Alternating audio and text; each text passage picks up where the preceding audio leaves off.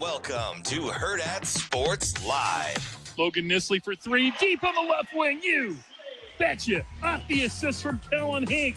The fourth CBA three of the game for Logan Nisley. Attacking the interior with the big guys. Condon had a point-blank shot there. Strong off the mark. Chanyelu the other end. Boy, the big men can fly. Klopchar with 8 on the timer. Left-handed dribble drive and the lob there to hand-locked it. Condon over to Flan, back to Howe. In rhythm and down it goes. All Gators on the road. Snack, the big man, can definitely shoot and hits the three. Snack, Flemings, sharp three, answer produced. Yame Butler inbounding. Ajayi. And that one is swatted like a volleyball. As soon as the ball went up in the air, Ejiofor said it was his. Ejiofor gets knocked, finishes. Chance for a three-point play. Foul will be called against Traore. Haywood trying to throw up a shot, and it's going to be swatted down by Mitchell. Well, I think we're getting better and better. I think we had to come back down 15 and 16 the last 2 games. It's nice to have the lead and increase the lead as the game goes on. That means the team is really focused in on what to do and how to handle a lead. Good morning. Welcome in Hurrdat Sports Live, presented by Next Gen Male Medical. That's DB. I'm Ravi. Lulla here at Hurrdat Sports Bar and Grill. What's up, DB? How we doing? Oh, we're doing all right. How are you? Good. Hanging in there? See. Not too bad. Necesito I don't need much. lip cleaner? cleaner? No, but if you're looking to liquefy your insides, I would suggest digesting cleaner. Do that. How'd that go for you? It's good.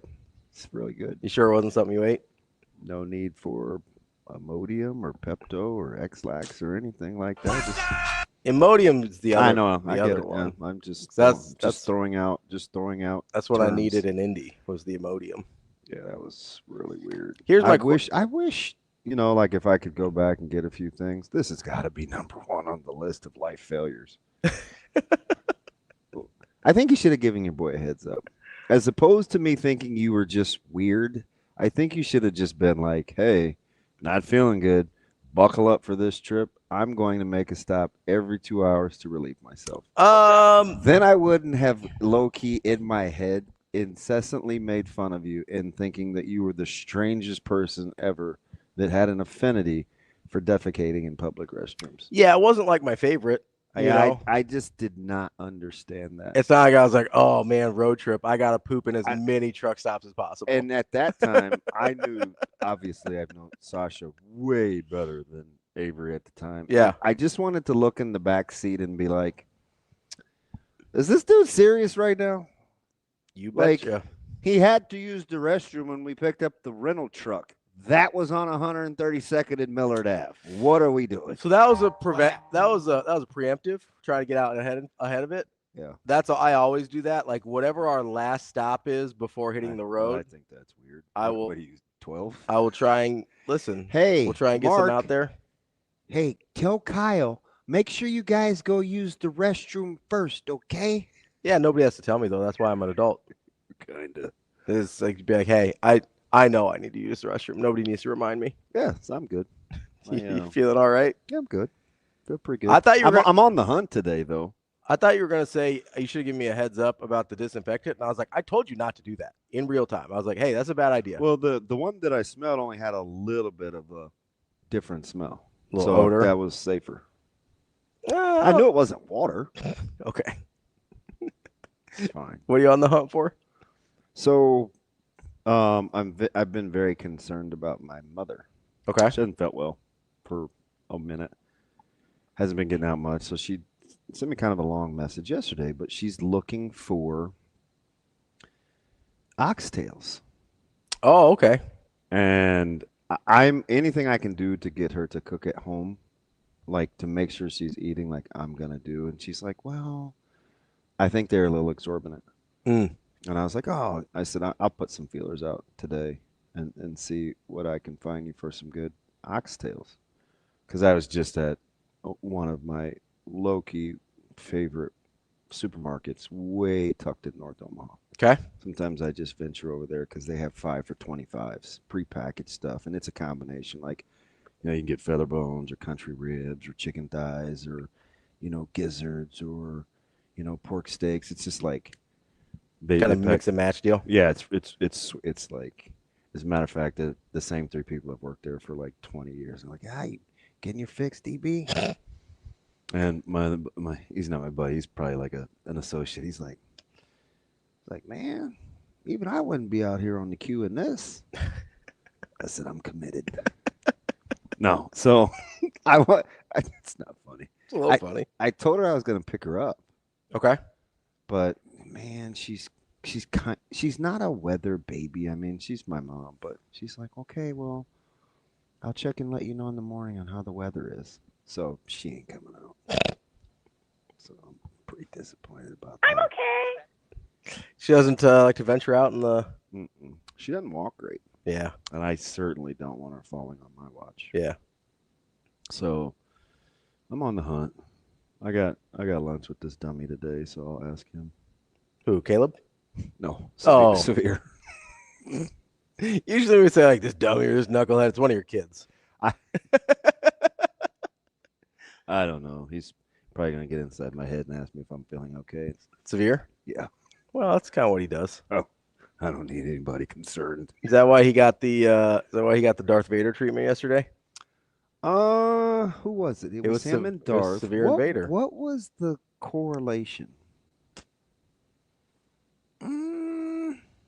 I can't really remember. Yeah, I forgot to ask yesterday.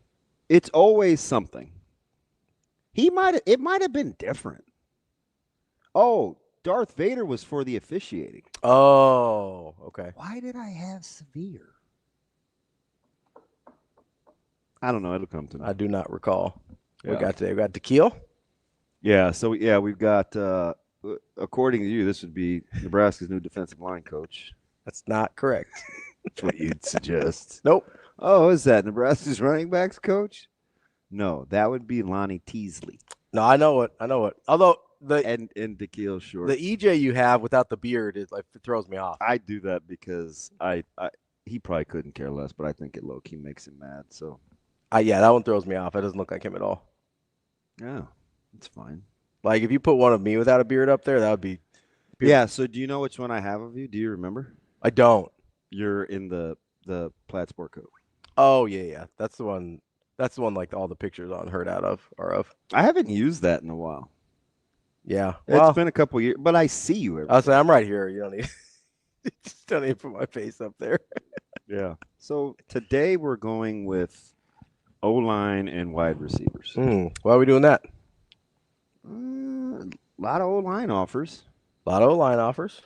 And I know so there's a couple of high school. It's weird how I got in with some of these high schools around the country, but I am aware of guys making visits around the country in different areas. Like local guys? Nebraska's guys are all over the country right now. Gotcha. And a couple of them have to be at a couple of particular schools. Gotcha. So I put the bat signal out to one of the guys on the staff and said, "Hey, ask for this coach. I know where you guys are, but this is weird. He's a Nebraska fan. He has Nebraska tattoos. That guy will help you." Gotta know which guy to talk to. Yeah, and he's like, "You gotta be bleeping me. I'm in such and such and such and such. How do you?" I'm like, Don't worry about it. Just trust me. Don't worry about it. Me doing recounts. Just let me tell you. Yeah, so they're all over the joint. Who's talking? Why are we talking about convenience store sushi? What did I miss? So I saw a thing on TikTok yesterday or last night where somebody does like wings in the middle of a sushi platter.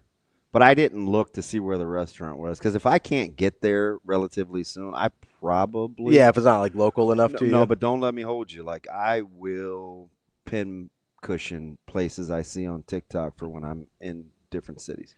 Yeah, but it has to be a place that you know you're. But would you eat wings and sushi together? I don't think so. That's not a combo that makes sense to me.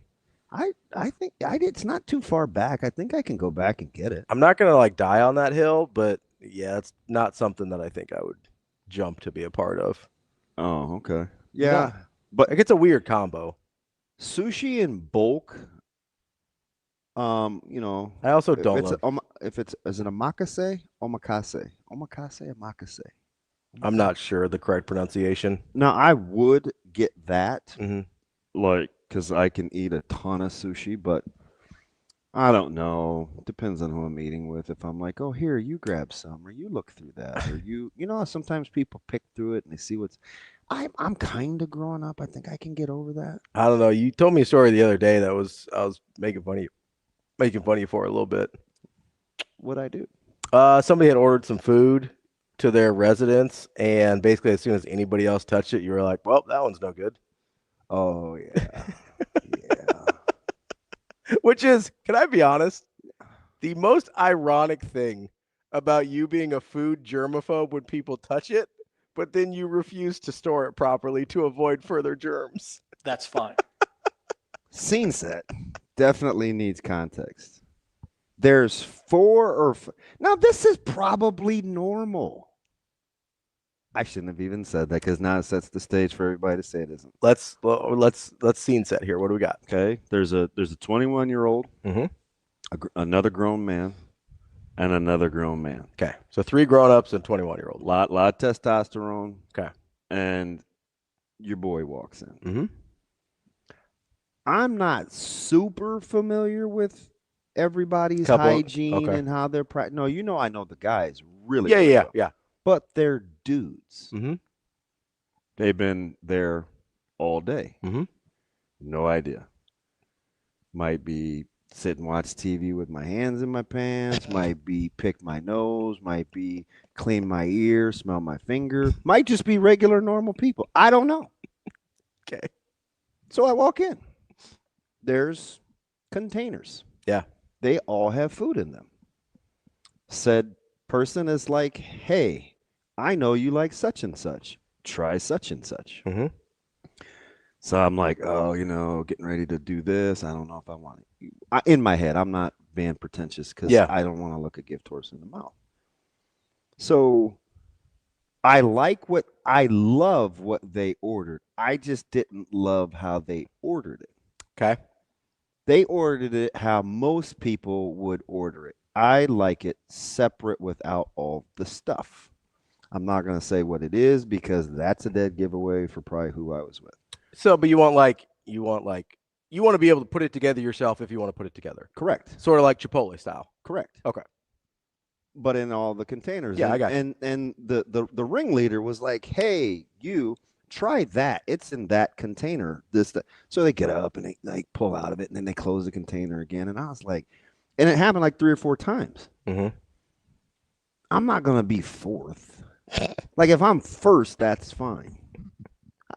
I don't know why you're laughing at. So because first Kobe asks a valid question. Have you ever eaten at a buffet before? Yes. Okay, so what's the difference? So if Kobe continues to be dysfunctional towards me, he and I will never eat together. But this is what would happen. If Kobe and I were sitting in a booth, mm-hmm. I would be on the lookout. I'd be like, ooh, fresh tray. Okay. Go. That's when I go. So you only eat out of fresh I'm trays. a buffet veteran. I'm not one of these people that thumbs my nose up.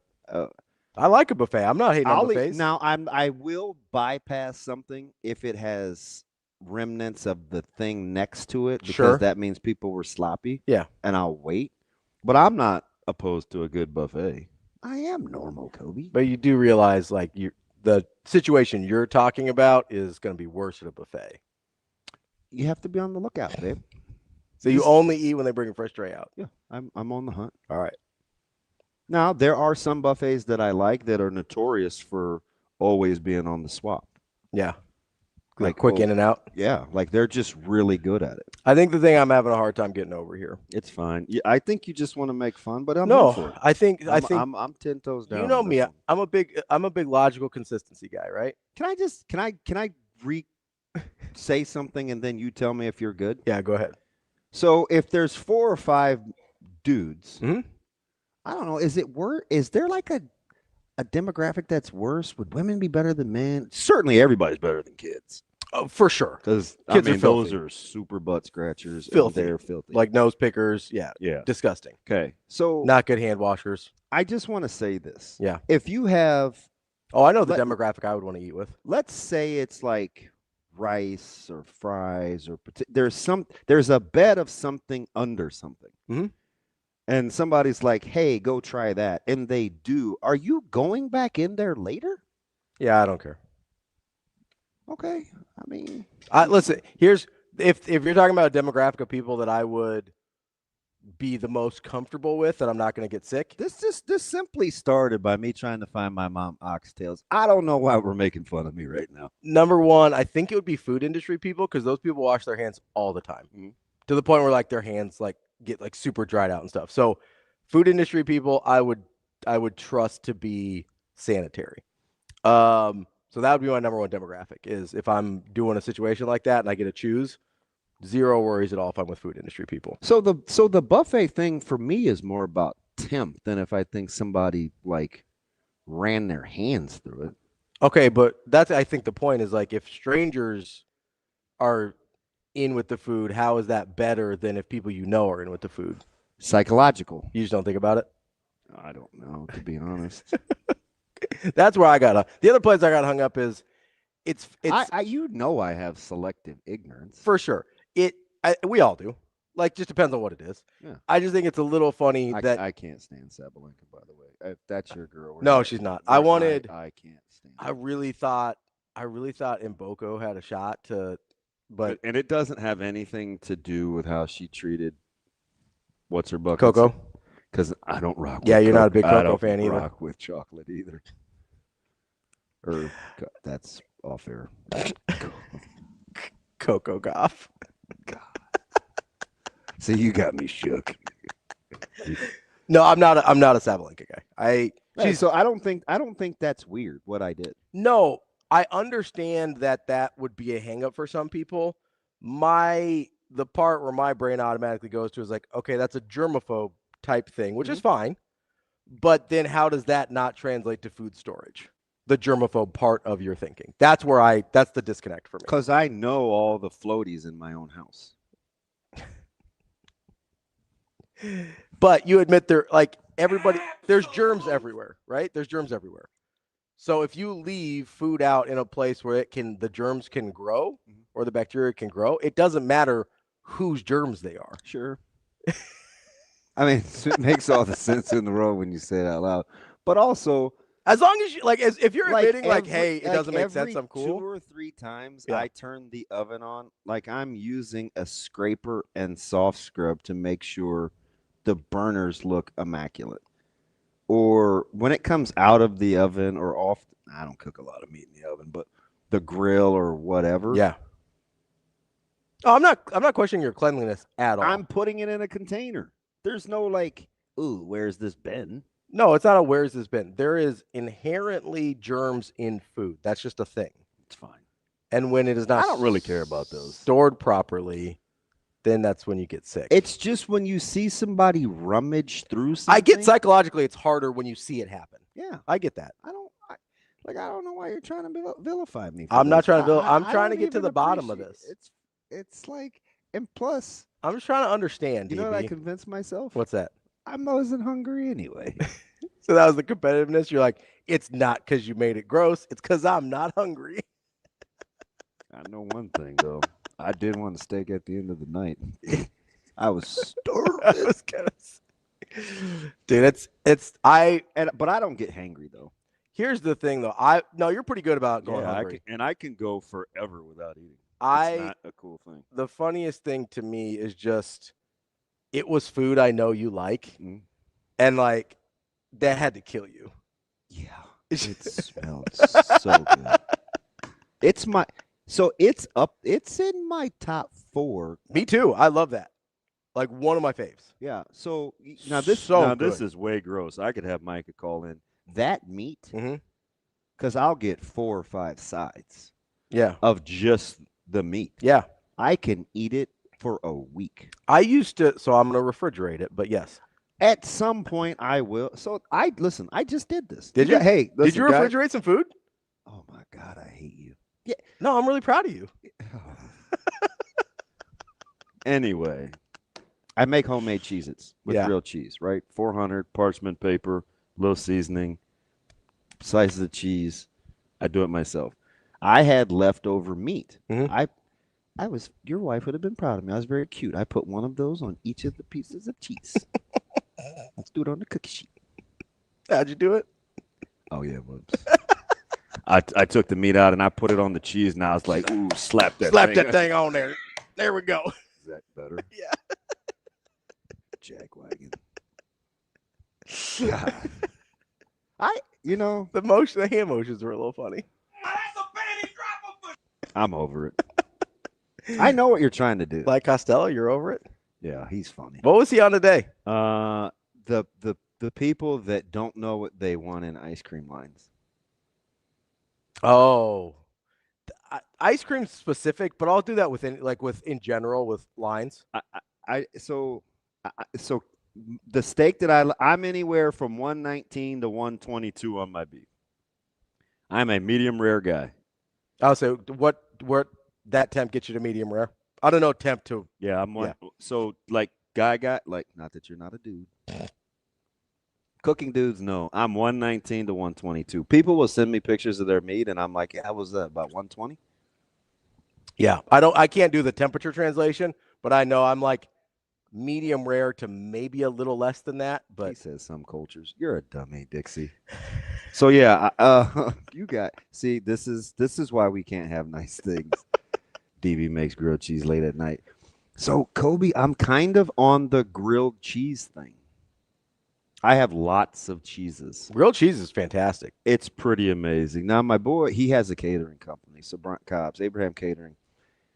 At his holiday parties and stuff, or when he has little get-togethers, he does a grilled cheese. Dude, good grilled cheese is phenomenal. And they cut it in these little triangles. Yeah. Oh, God, it is sensational. And I'll eat that thing cold. Alex says, oh, boy. Pictures of meat in DB's messages need some context. See, I'm off the A train. I hopped off. All aboard? Nope. He's nuts. He's nuts. Rico got after me last night. Did he? Oh, he was just being funny. Yeah. He goes, breaking news. It was a picture of Giannis. Lakers making a play or Dodgers making a play to sign Giannis. I was like, ha, ha, ha. Fine. I was like, Lakers don't have anybody to trade for Giannis. Funny. So do you know between them, the Jazz, and the Bulls, this is why I was going to get on this the other day with the expiring contracts in the Phoenix Suns, but they're actually winning. Yeah. Between those three teams, there's 21 free agents. Oh, yeah. The Bulls actually could make a play for somebody. They've got the contracts to do it. I don't know if anybody wants their assets. It's fine. But they could do it. I'm just sitting here trying to, I spend a lot of time on the trade machine trying to figure out a way to get Giannis to Golden State. So DJ, technically sure with the temp. I get it. That thing's coming off between, I'm more red than pink. Me too. So when you get into medium versus medium rare, you're talking about 6 degrees. Yeah. So if that thing's coming off at 119 to 122 and it chills, I'm probably eating it around 25, 26. And that's probably doing too much. Some people you can't take Dixie. It's fine. No, Shane says, Shane, not that Shane says medium rare is 130. He's got an argument with you on the. So I mean, he's 10. not. But you want it on the lighter. I want it on the more red side. Less he's done. not. I'm not gonna fight him over that. He's looking at charts. Yeah, and it'll tell you the temps and. Jack says he does. Actually, he's correct. Jack says he does his steak at 160. What is that? Is that well done? I think Jack's got to be joking with me because that would be like my barber who says medium well plus, and I think or medium rare plus. No. Oh, he says that's for his wife. 160 is a briquette. Yeah, I cook with those. That thing is that's a travesty. In my bar, like D Knight, he eats fillets at bougie places. I'm like, he goes in and orders them. They have to cringe when they hear you. Oh, they do with your made up temp. And then it's a fillet. Can I tell you, there was we've had probably in our 30-some year history. Yeah. Jack says he does his 130. The 160 is for his wife. We've had 4 probably get out, I'm not cutting your hair again arguments, which is pretty good in 30 years. 4 out of 30, not bad. Where he's like, hey, there's other barbers in the city. Like, do your thing, DB. I was like, wait, you can't do that. And now this is a guy that I've asked him before. This was way back when in my 20s. And I was like, do you even care about the customers? And he was like, no, I don't. I should have left right then. But he's really good at what he does, and he's one of my best friends. So as we matured, this was 2 years ago, a knockdown drag out. Like he ended up telling Micah, hey, you know, your dad and I, we're not normally like that. We ain't mean to argue like that in front of you. Do you know what it was over? I'm going to guess meat temperature. Meat temperature for steaks. I mean, medium well plus, which is not a real thing. That's just well done. It was so intense Horrifying. and so stupid. This wasn't like Tracy McGrady, Horace Grant, like Matt. This wasn't real stuff. Normal barbershop talk. This was meat temps. Yeah. And we got into this culture thing because historically, we've always gotten bad leftover cuts of meat. So people burn it to get rid of the germs. So that's what, but we've evolved. We're not Cro-Magnon. I don't have this big monobrow, like unless you're Anthony Davis. But sorry, AD. That's cosmetic. That's a choice. I just don't think you should eat meat like that. No, so there's a couple things there. Number one, I do know that stereotypically black people do take their steak more well done because of what you mentioned. Historically, they didn't get the good cuts of meat, so they had to make sure it was cooked all the way through, right? Hey, did he make you cringe when how he said black people? Black people. So I don't get fined? What do you want me to say? African Americans. What do you want me to say? What do you want me to say? Now this is funny. You tell me how you Adam want me to say. Bryant happens to be a brother, but he was at Hy-Vee 2 weekends ago. It was freezing. It was like 6 degrees out. Yeah. It's like, DB, man, what are you doing out? I was like, what are you doing out? And at the very end, we exchanged some pleasantries. I was like, hey, man, go back there. They have an overstock of chicken breasts. You have got to go get them. They're freshly sealed. They're chicken sandwich. And he's like, bet. And you could just tell the person I was with, like, oh, how convenient. The black guy telling the other black guy to go get the chicken. Not a deal on chicken. In my head, yeah, I was like, they're like boneless split breasts. We didn't grow up eating those. Like, those were for the bougie people. We like the necks, the back, the gizzards, we eat breasts for like the beautiful people. I'm dead serious, dude. It was in our house growing up. Ask my mom. It was probably the last piece left on the chicken. Really? Yep. So I understand the temp thing. We grew up calling thighs second joints. Really? Yeah, I don't know why. I've never heard that before. I don't know why. He did say it like that, didn't he, T-Mac? No, that's how you said it. No, that's how you said it. Like black people. I'm like, who? Black people. Black African Americans. I ain't that dude. It's whatever. We got a couple days before I gotta be nice to you, so we're all right. I'm telling Bill. I think he knows. I was nice to you on Martin Luther King Day. You can't say that. Why not? First of all, okay, I'm not doing it. I'm not. Why not? Because you know how I feel about the month. You mad that it's a shorter one? Oh, God. What did T-Mac say there? T-Max's countdown is on, Ravi. That's right. Oh, God. You guys got 28 days of kindness coming from me. Who is you guys? Black people. No, sorry. African Americans. Sasha's like, oh, God, pull the plug. Hopefully the phones are still broken. Pull the plug. Did you guys just find out about who's you guys? See? Now you got him started. You guys. Did you get No, he didn't say you guys. Didn't you just find out about chicken thighs? You were talking about that. Yeah, I did. Yeah. I didn't start eating chicken thighs till the year after COVID. Yeah, you said COVID year. Yeah. That was courtesy of Derek's talking about the phone lines. I want that to be very clear. That was courtesy of Severe, who, by the way, The chicken thighs? is black. He is. He's a black person. Or an African American. He had been telling me about chicken thighs for years, and I was like, I don't want chicken thighs, man. And he's like, you got to try it. And then my white friend Heath. Well, I could have told you it's Heath. I mean, smoked them, and I was like, ooh, all in on chicken thighs. Yeah. Changed my life. I have some thawing right now. I know who Heath is. I met Heath. He's the GOAT. Yeah, we like Heath. Good guy. Heath's why I wanted you to buy me that strip loin. Oh, it was because that's cook it up for you. Yeah, he buys the whole strip loin. I mean, you can get paid out however you want. Yeah, you just gotta name the time, place, whatever. Give my mom some oxtails for a treat. I know. I wouldn't pay $40 for 5 oxtails though. I don't know what the price is, but I was talking to that would be a waste of your hard-earned money. A guy yesterday. Well, you earned it. I just fleeced you. That's fine. Kobe says, I'm begging you, please look up. Who is that? Gillis? I don't have my glasses. Yeah, Shane Gillis. And his Uncle Danny's grilled cheese. You'll get why I said that after. Okay. What's it on, Cobes? Anywhere. Just look up Shane. Just look up Shane Gillis grilled cheese. You'll find it. Who is he? He's a stand-up comedian. Oh, all right. So knowing Kobe, he ain't looking out for me. He was being mean. Jeez. It was funny.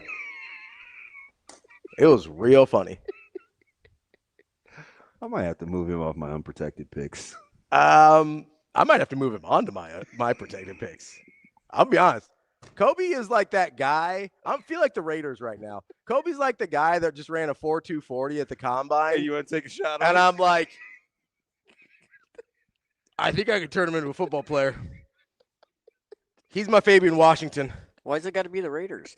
Because they do that. They did that for like 6 years in a row. Darius Hayward Bay, Jet, Fabian Washington with 2 T's. Why you got to bring up old stuff? Oh, that's a good pull for Kobe. Like he is rocketing up draft board. He's Ziggy Ansah from BYU right now after the combine. He's just Shane. I am 100% a foodie. They just make fun of my food storage practices. Like I'm telling you, grades of beef.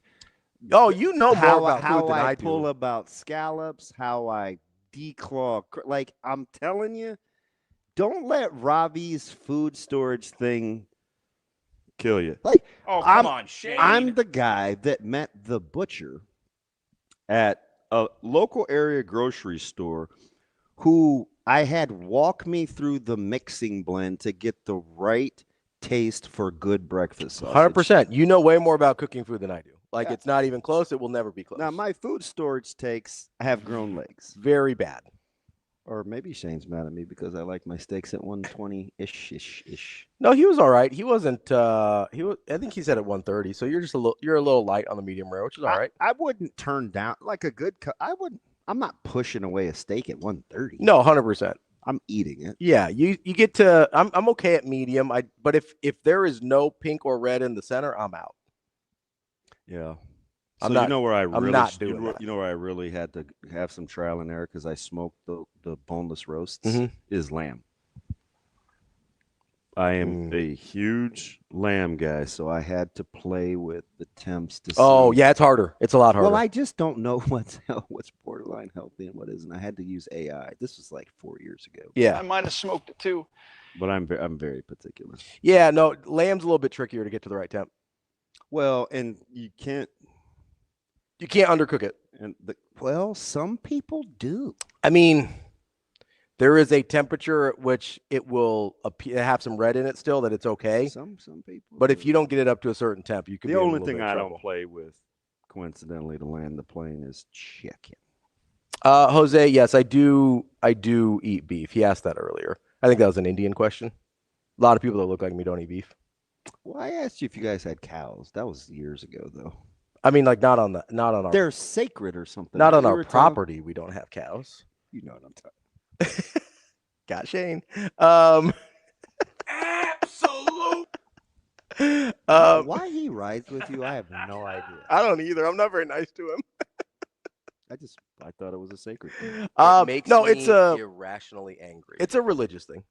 Okay. I don't know the specifics of it, Because they all so devout Hindus don't eat any meat because of the reincarnation thing. They don't want to be like eating, they feel like all of them have souls because it's people that are being reincarnated and stuff. So I feel like for once I need to tread lightly. no, that's fine. I'm not Hindu. I don't care. It's 7:35. My dad's probably out of the car. You're all right. I don't feel like that's a prerequisite on whether we can be crass or not. Oh, being crass. This is accurate. I don't know. I know that there is a differentiation with cows specifically. I don't know why exactly that is. Shane, I would have to win twice the number of bets that Ravi that I fleeced him for because it's only $20 at a time to even get a bottle of wine at this place. Oh, Shane? Yeah. Yeah, no, that is good. They do have good lamb there, though, Shane. I know, but it's so busy. You got to go at the right times. No, not hustle and bustle. Oh, the plate. Actual meal with there's a lot going on. Yeah, and I'm very for some reason at high end places like that, they either like the demi-glaze or the mint sauce I'm a good pure cut of chop. Okay. Right. But I even buy the roast. I grind the meat. I make lamb burgers. But I'm very particular about, because a lot of people, when they season lamb, they use a lot of the same seasonings. So I'm very particular.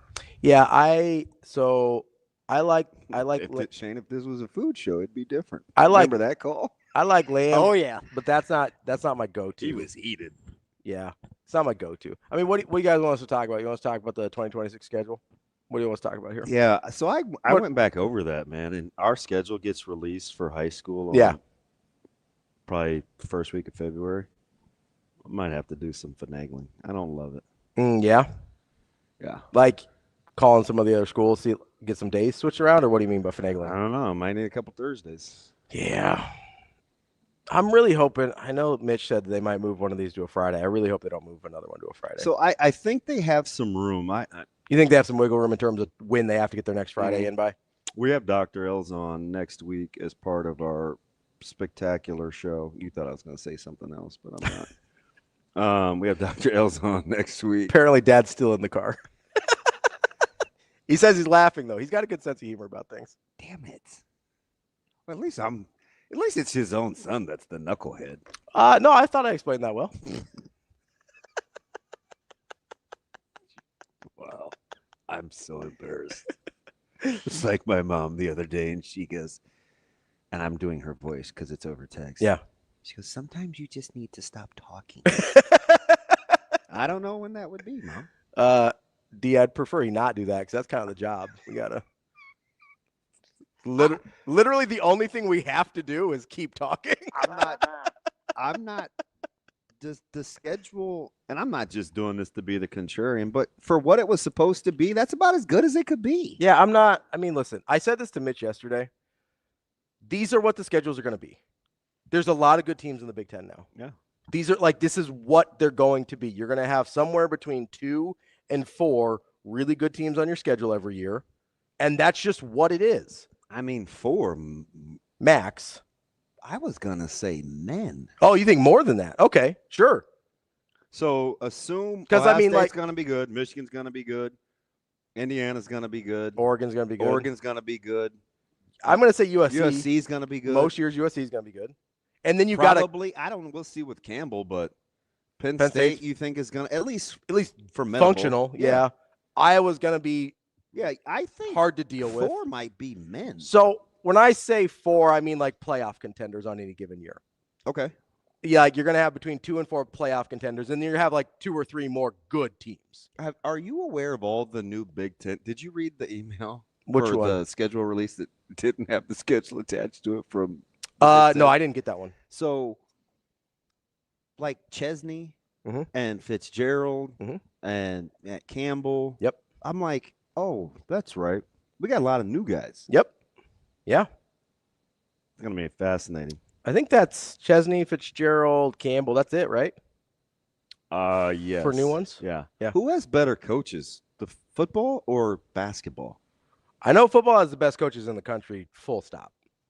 Especially when you factor in assistants. Yes. Like full stop, no questions That's the asked. thing. So when I started getting closer to some of these coaches and looking at what the assistants do and kind of how, and then watching games and how they attack certain things.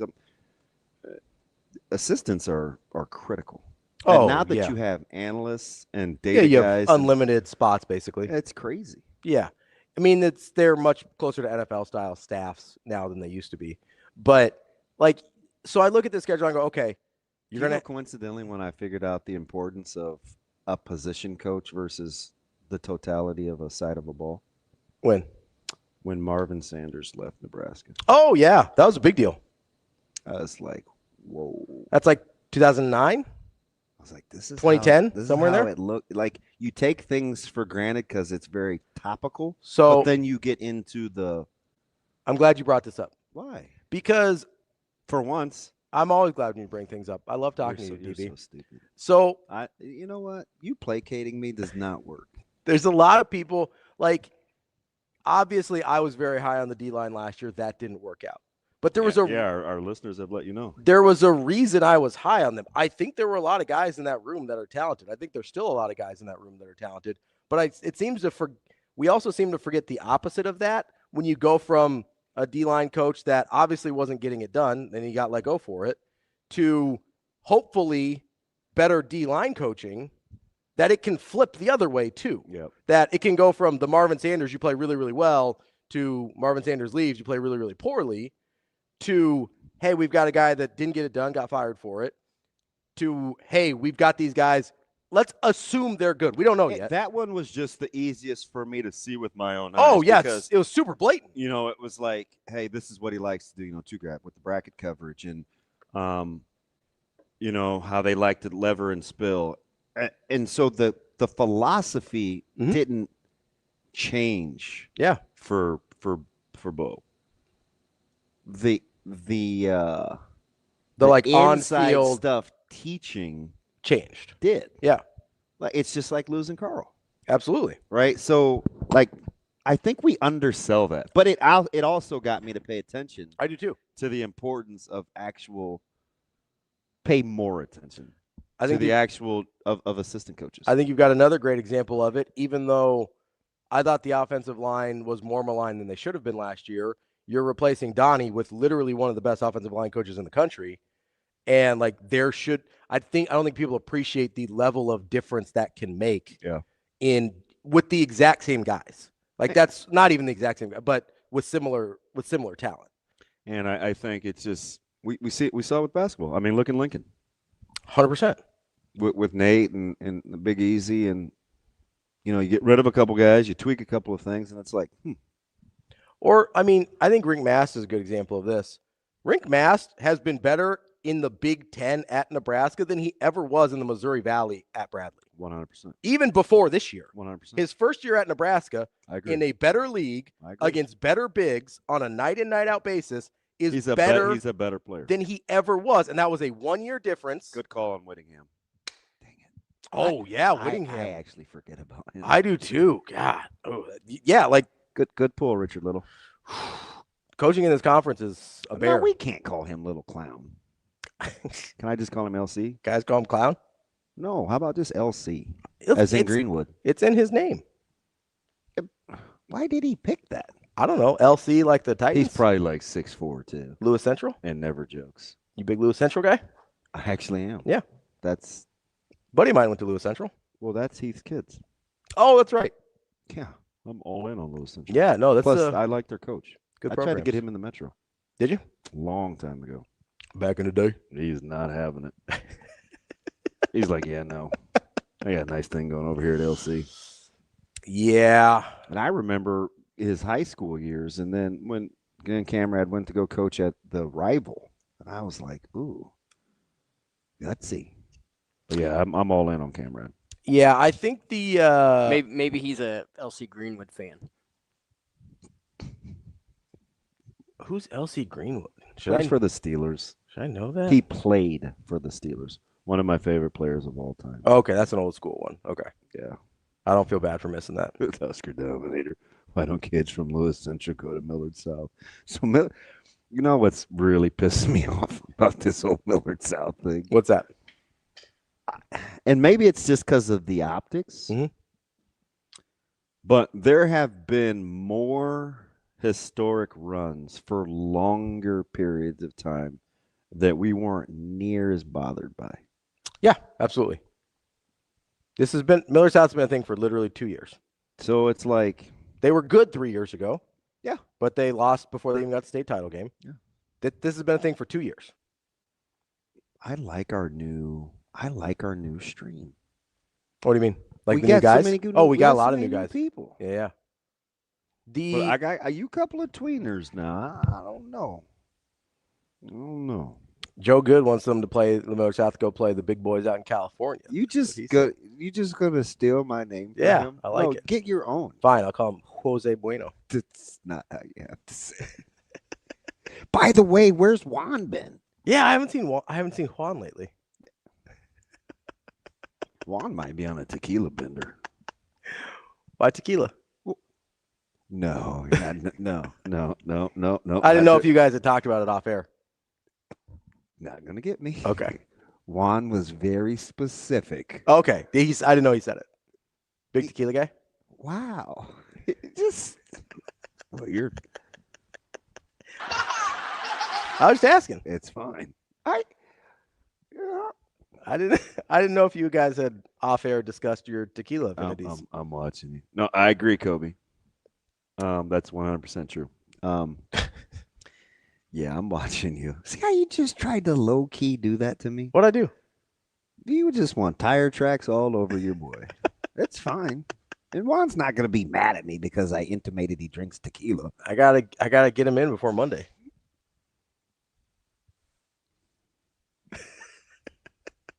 We're turning over a new leaf on Monday. Hey, our guy's back. JR? Yeah. I know. He came back. He was there a couple days ago. Was he? Yeah, but it'd been a minute before that. Welcome back, Justin. I don't know where he been. This DB to the Channel 3, Sean said he heard Giannis is going to Millard South. He's transferring in.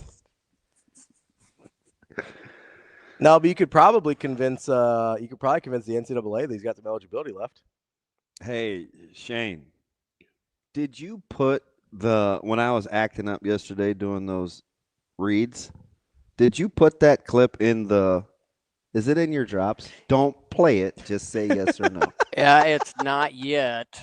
I was a little concerned about putting it in there, but it can be. I just was curious. Sasha cut that, didn't she? Yes. Oh, yeah. Because it played in my car. So, like, you know. Were you by yourself? Yeah. So, you know how you like CarPlay, you like hit the message and it reads it to you? Yeah. It played in your voice. It is my voice. No, but like it played the audio file, which I didn't know it did. It freaked me out because Siri was like a message from Sasha Durkin and then whatever. And then it played your voice. And I was like, whoa. Yeah, I was unprepared for that. I actually laughed. Yeah, it was really funny. I was glad I was by myself though, because I was like, that's Mama Rose would have looked at you different. That's how you know I'm agitated. Because that's going to probably be about as bad as it gets. Yeah. Unless we talk about schedules too much and you drop an S-bomb on me. I'm fine with the schedules. I'm fine.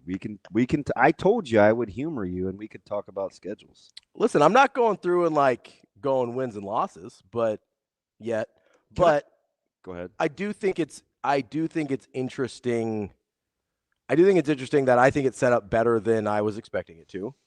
And I just don't know that we sort of have adjusted our this isn't the old like Big Ten West schedules where you might not see a good team all year. Have you gone back and allowed yourself to think about if we would have stayed legends leaders and then you divvy up the new arrivals accordingly? I honestly have not thought about that at all. What made you think about that? Just because we talk about scheduling imbalance. Sure. So I harken back to the days of divisions. I have to imagine it would have, they would have tried to divvy them up. It would have balanced itself out nicely. Right. Like, because you'd put some of the better teams in I don't know which was the bad one. Legends? Whatever one Nebraska was in. Yeah, I can't remember which one was which. But so you put some of the better teams like your Oregons and USCs in the new one. And like I think it would have evened out. But I think we also just have to kind of recalibrate our expectations for what schedules are. Like this is what they're going to be. Mm-hmm. And not just for us, for everybody. Like this is what a Big Ten schedule is going to look like. That's why it's important that the SEC went to 9 conference games, because you actually could skate through with bad schedules in the SEC with 8 games. Yeah. Like that was on the table. When you play 9 games and you have this many good teams in your conference, you're going to get 2 to 4 college football playoff contenders on your schedule every single year. Yeah. That's just what it is. And speaking of schedules, can I go back to something with basketball? Yeah. What did I tell you about Minnesota on Saturday? Mid-text while they were beating Nebraska. You said at the half. Every time they do this, they get hot and they fall apart in the last 10 minutes. Did you watch last night? I did watch last night. They were beating the life out of Wisconsin. Minnesota was up 35-17 at the half. Don't look.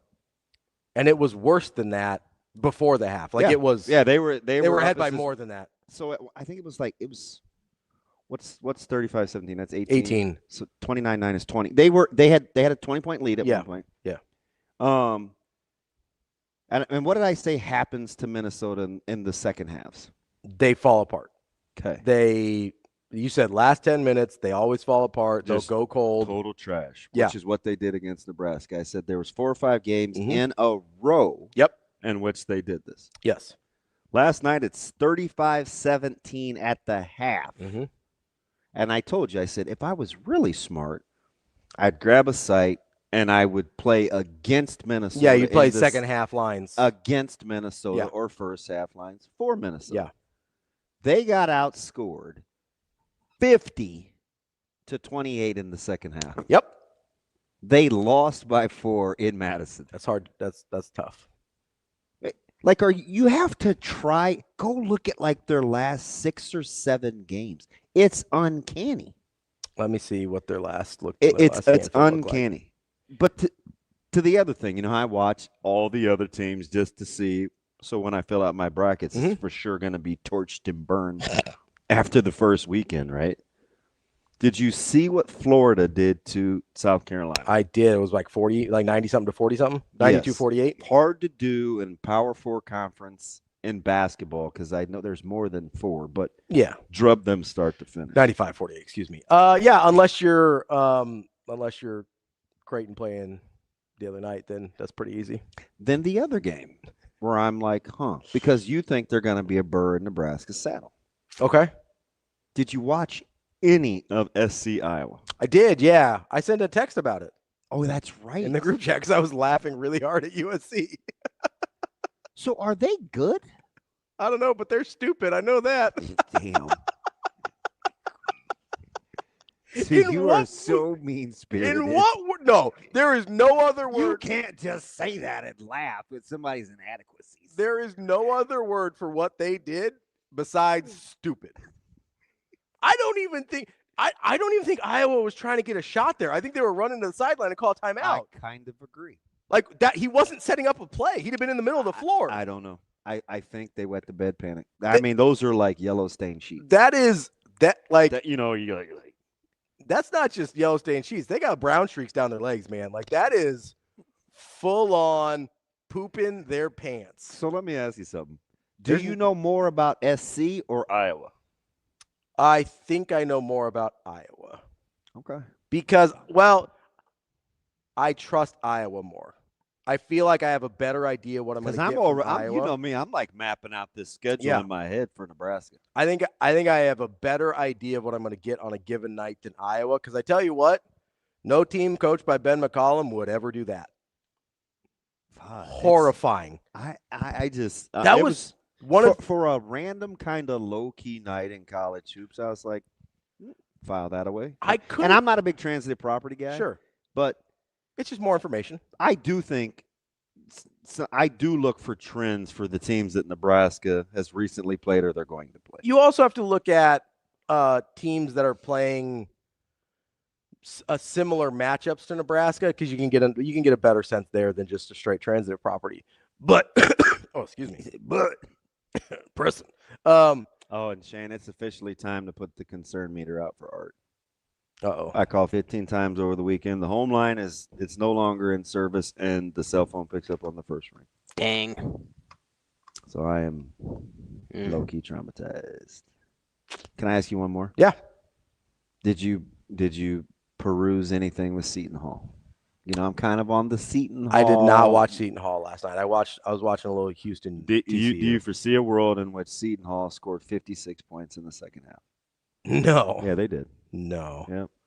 They did. Xavier's bad though too. Okay, Xavier was up 11 at the half. That's fine. I think it was like 40-29 or 41-30. 41-30. Xavier's bad though. I got it. Seton Hall hammered them in the second half. Isn't that Seton Hall's first win in like 6 games? Well, they had lost 4 straight, I think. 4 or 5? 4 straight. That was their first win in 5 games. And one because I'm just trying to look and see what's going on, and from a Creighton standpoint, I'm thinking now one of those UConn and one of those is St. John's, but one of those is Butler and one of them is DePaul too. I look. Tell me go look at Creighton's remaining schedule. I think they can only afford. Oh, like one loss maybe. Maybe, and it has to be to the right team. Yeah, it has to be to UConn. Like, is that right? Yeah. I mean, if you're talking about that's how it feels. If you're talking about trying to make a tournament, like 9-1, like they have to. Yes, that's 100% accurate. Okay. They have to go minimum because they're at 12-9 right now, and this is a bad Big East. So you have to go minimum 9-1 on the way out, and probably still win a game or two in New York. All right, 9-1 on the way out gets you 21-10. That would have you would split UConn, which is one win, which is one quad one win, and you would get St. John's, which would be another on the road, which would be another really quality win. Those are the only quality wins left. Okay. Let me go to the Big Ten. You have Kim Pom open? Yeah. Michigan's in. For the Big Ten? Yep. Michigan's in, right? Yeah, Michigan State's in, right? Yep, 100%. Nebraska's in. Yep. Illinois in. Yep. Purdue in. Yes. UCLA. Probably. Let me check a bracket here. 15-6 overall. Yeah, UCLA's in. Wisconsin in. I would say yes at this point. Yeah, I think so. Ohio State in. See, Ohio. Yes, looks like it. Is Iowa in? I don't know what their resume is off the top of my head. Looks like yeah. They're actually the highest seed of that group. Well, their schedule. Yeah, they're in it. They're projected as an 8 seed. There is a huge gap between Purdue. So tell me when I get to the team that doesn't make it. Yep. Okay. And is Indiana in? Probably not. They got some work to do. SC. What is their? Let me see what their wins are. They have 15 wins. I think they're 15-5, but they're 3-4 in the they conference. Have 0 quality wins. Okay. So no. They're 14-7. They've got some work to do. No, they're 15-6. 14-7 is. But 4-6 in the conference, right? Yes. Yeah. 14-7 is Indiana, but they're better in the conference. So we safely have Iowa, Ohio State, Wisconsin, UCLA, Purdue, Illinois, Nebraska, Michigan State, Michigan. Yep. Is that 9? Yeah, and then I think one of those other teams probably gets in. Like I think one of the teams that is currently on the bubble. So you feel Indiana, good about saying 10 plus? I think 10. I think 10 is a good number. Okay, now go back to the Big East. Oof. Okay, hold on. Big East, got it. Are we stopping at 3? 3 is the only one I feel safe with. 4 is pushing it. Honestly, I think 3 is pushing it. No. You think Villanova's like safe? What's their best win? I think they would have to melt down. I mean, I'm not Andy Katz or anybody, but Villanova's losses are good. Yeah, but they don't have any good wins. We're going to get into this, though. We are. Listen, so Villanova's 34 in the net ranking, so they're probably let's keep it a buck. Yeah. What did everybody say about Michigan, Nebraska? Oh, it's the best loss. 100%. But Nebraska has good wins. That's the difference. Quality losses don't matter to me until you've also got good wins to go with them. Do you know why I'm doing this? You're trying to fly? No, this is what happens when guys get knocked out and their nerve gets short circuit. Yeah. So it's the fencing position. That's what they call it. Locked up. Are you sure? Yeah, I don't care about quality losses unless you've got quality wins. Okay, hold that thought. Quality losses without quality wins means nothing to me. But you're right. But Villanova's, remember, as long as you don't have any trashy losses, I think you get grace. So this year you probably will because it's a pretty soft bubble so far. Yeah. So you're probably right on that one. Villanova is currently 34 in the net, so you're right. They're in. But after that, I don't think I can get it. I can't get a fourth Big East team in right now. I don't think. I mean, not without some serious. Like Seton Hall would have to do some serious work. Creighton, as we mentioned, would have to do some serious work. Seton Hall's probably Seton Hall's a better candidate right now. Yeah, because you've got Villanova, which would go as a quality win.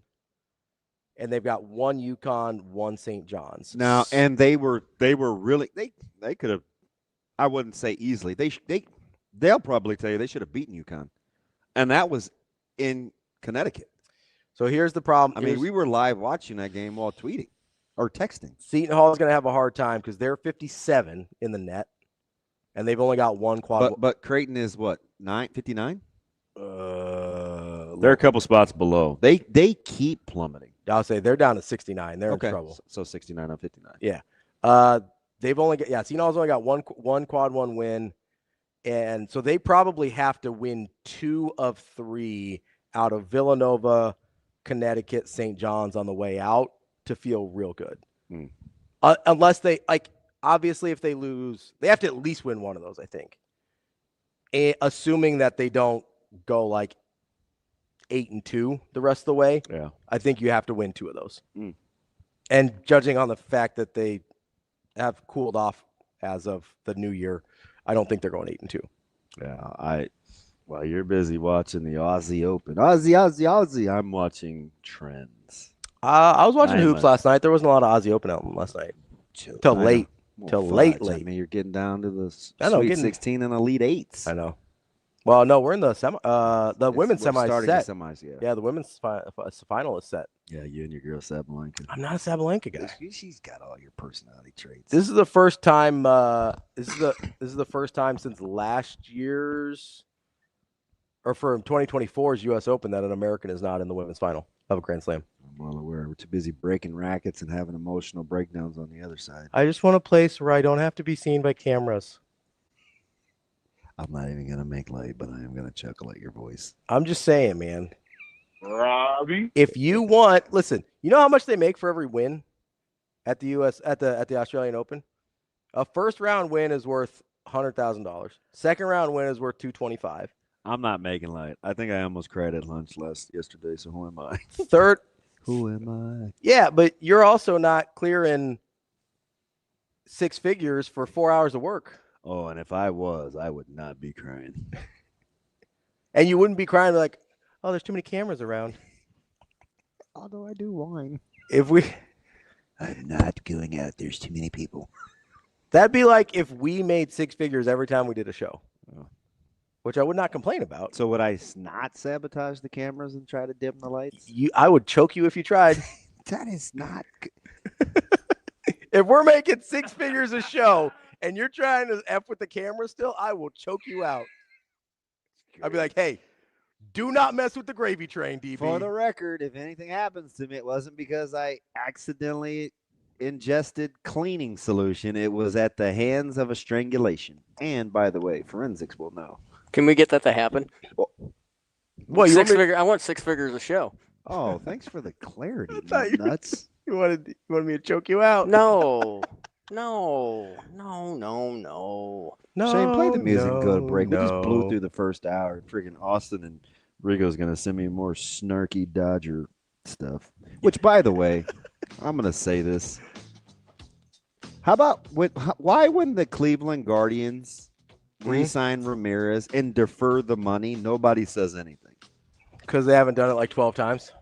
Their payroll is sketch, but it's super sketch. Ramirez wants his money for when he retires. They still got the Mets old owner running running finances over in L.A.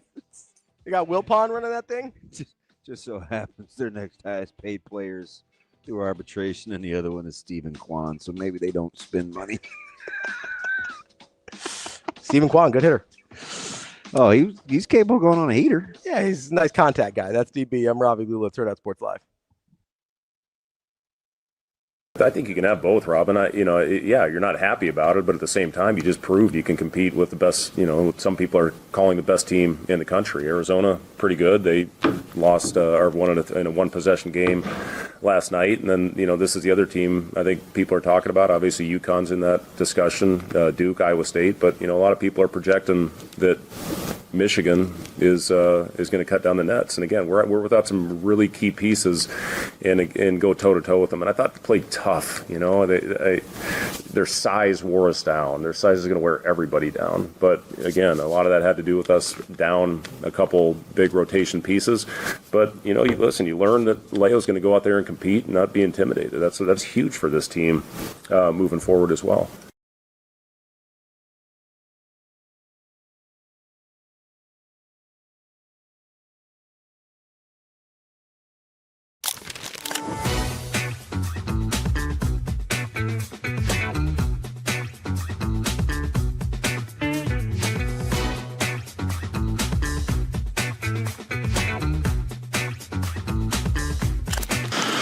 Yeah, I try not to focus on the score, but whether we were down or up, I just try to wrestle my match. And even when you are down and you see that we got 2 wins back to back before I went up, you can just feel it in the arena, just that feeling that is going good.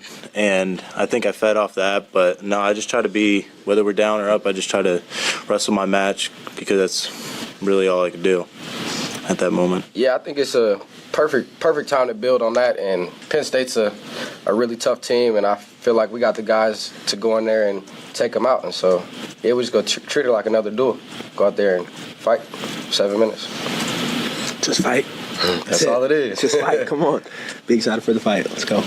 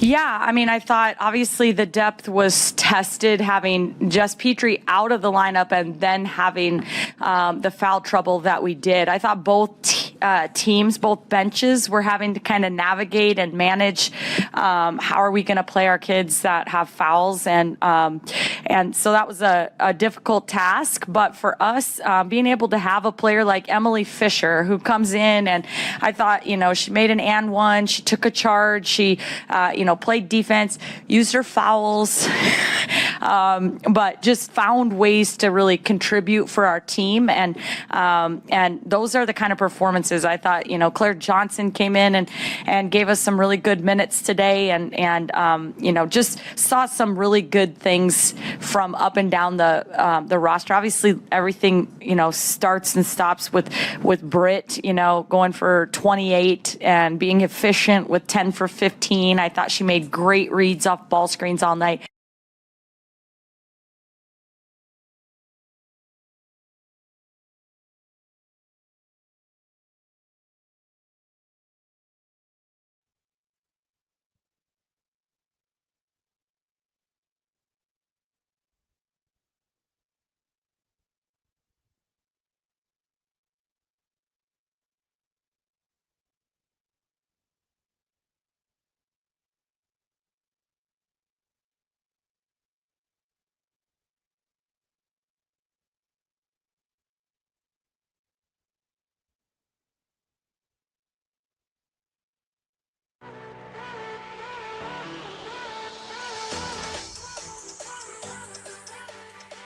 Welcome to Hurrdat Sports Live.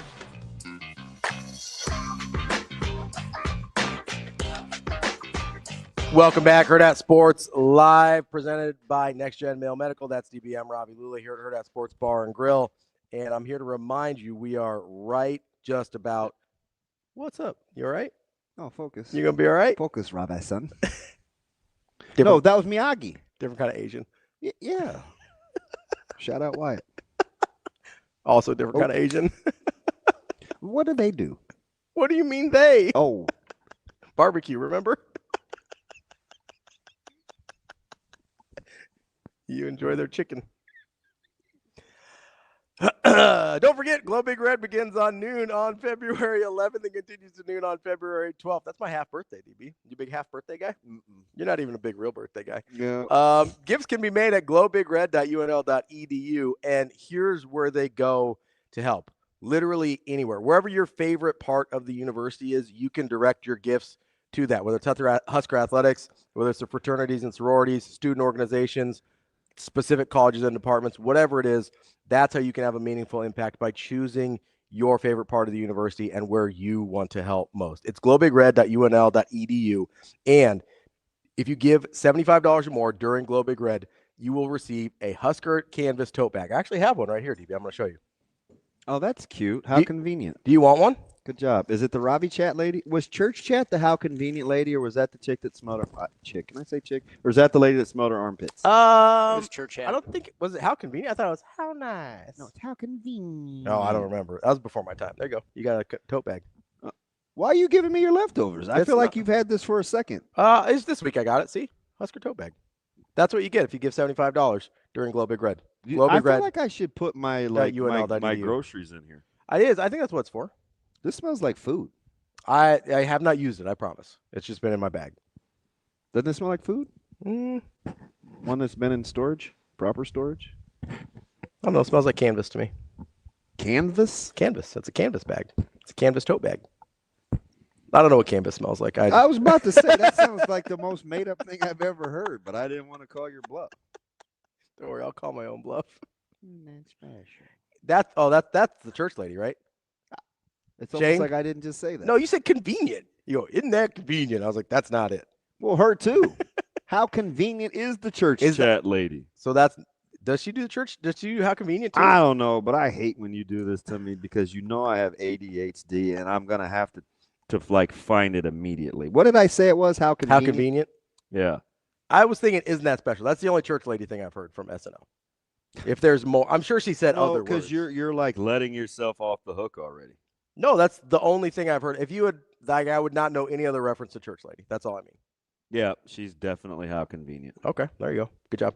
I missed that one. No, not friends. Why not? No. We're not doing this. Not. Yeah, that's church chat. You want to hear it again, dummy? Yeah, I didn't hear it. Can I get it one more time? Yeah. Can I get an in that special? No. No, now you're doing too much. Sorry, Wyatt. I didn't know you were in already this morning. My bad. What do they do? That's what you said.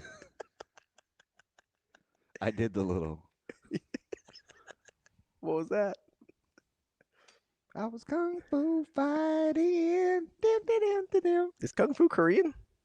I have no idea. Is there that? Now I'm curious if Korea has a. Why you might know, you might not know. I'm not going to assume. People assume I know things about India that I don't know. Okay, am I ever going to live that down? No, I just mean not just you. Literally, like lots of people assume that I know things about India. I don't know. Is there a specific type of martial arts to Korea? Jibs says it's Chinese. Kung fu? He said no. We take Taekwondo.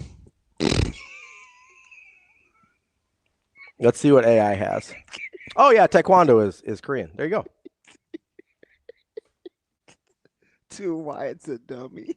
He was right though. He said Taekwondo. It's his delivery, because I know his personality. It's dry, but it's funny. I like Wyatt. Me too. Definitely a fight. There you go. So you got Taekwondo. That's their deal. It's in the Olympics. Can I ask? Can you do me one more solid with Ken Palm? Sure. What do we got? I need you to go to the Summit League. I didn't think you were lying, Wyatt. I just didn't see it while I was Googling. Dang, Wyatt. Sensitive? Liar. Everybody kind of has their thing, right? Yeah. Hey Wyatt, when Ravi picks you in our draft, Are you talking to Wyatt? yeah, you can Ravi's not going to pick Wyatt. you can come over to my team. Ravi, You Ravi, can get in the Ravi- portal and come over to my team. Ravi is not picking Wyatt. Who? Ravi? You're not getting Wyatt. Ravi. I had to make sure I didn't say the Wascally Wabbit thing with Wyatt. Oh, There's too many W's. Thought you were doing something else. All right, I got the Summit League up. One bid league? Yes. Okay. Yeah, it's got to be. All right. I mean, let me because Omaha got the 4-4 in the league, so I'm just thinking. check some net ratings real quick. Nah, it's slim pickings. I took a glancing blow at it Sunday maybe, because I just was looking to see how many home games they had. Yeah, see if I could get over to Baxter. Yeah, they're not going to get. North Dakota State and St. Thomas are both in the 110s for net ranking. That's so the highest, right? that's the best. Yeah, Yeah. the best one. Oh, Yeah. that's tough. Yeah, so they're not gonna. What's NDSU in the league? They're Air 8-0. Yeah, they're number one. God, they got St. Thomas is 6-1. wow. There's no Hines in that one. No ketchup? I don't think so. I don't think so either. NDSU isn't losing 4 conference games. No, they might lose. Like St. Thomas could catch up, obviously. Maybe North Dakota, they've got 2, but Is the difference between St. Thomas and NDSU 2 games? just 1. Oh yeah, They're they, 6-1. because they have to play each other. Again, North too, I think. Dakota's 6-2, so maybe they could get there, but Omaha is too far out. I don't think St. Thomas or North Dakota State's losing 4 games. So that's gonna be tough for Nebraska to catch up. But you can catch a heater in the tourney. I just want to tell you something. I'm gonna get this off my chest before we have the end of the show. Yeah, what's up? Considering my boy is coming in town and he's coming to our high school, I'm telling this to Sasha and Chris because he's the throat slitter, so they'll send him when he's mad at when I make you guys mad. But if you're not nice to me, I'm leaving. I'm going to go hang out with. You're going out with Coach. Your coach? Yes. I'll make you prove it. I don't believe you. This idiot laughs. Be mean to him, Robbie. See if he goes. No, because here's the thing. You're too. I've walked out and I was laughing at the chat. I've walked off this stage at least 3 times over you. Yeah, and you always come back. Well, Coach Woods wasn't in town. You're too competitive. True. I'm not gonna let you win. Yeah, exactly. Yeah. I had to do some gamification at lunch yesterday. What happened at lunch? Oh, I've got to like unfortunately I think I'm gonna really, really like him. But we were having like these kind of hard talks about stuff, and he brought up this particular topic, and I felt myself kind of welling up, and I was like, "Damn it, DB, you better not cry. You better not cry over this conversation. He's a grown man. You better hang your ass in there." That's what I was saying to myself. Yeah, I'm dead serious as I'm eating like a salmon salad. Hang in there. Hang in there. Look down. Cut this piece of fish. He's gonna know that you're shook because you're using a knife. And you shouldn't need a knife to cut a piece of fish. Is that funny? Just the knife fish part is that was kind of like the thought process of like he's gonna know you're shook. Yeah, I You're was doing using too much. Yeah, I'm using a knife. I to was cut like, fish. oh my God, I'm like guilty. I'm like totally blowing this. He knows I don't need a knife to cut this piece of salmon. Like maybe I overthought it. Maybe a little bit. Yeah, I mean, I don't know. I don't know what the conversation was, so I don't. So I'm like, toughen up. So he did a cool thing for me though. So we're leaving, and he's in this particular business of he's just got a lot of access. So he knows that I'm a huge Steelers fan.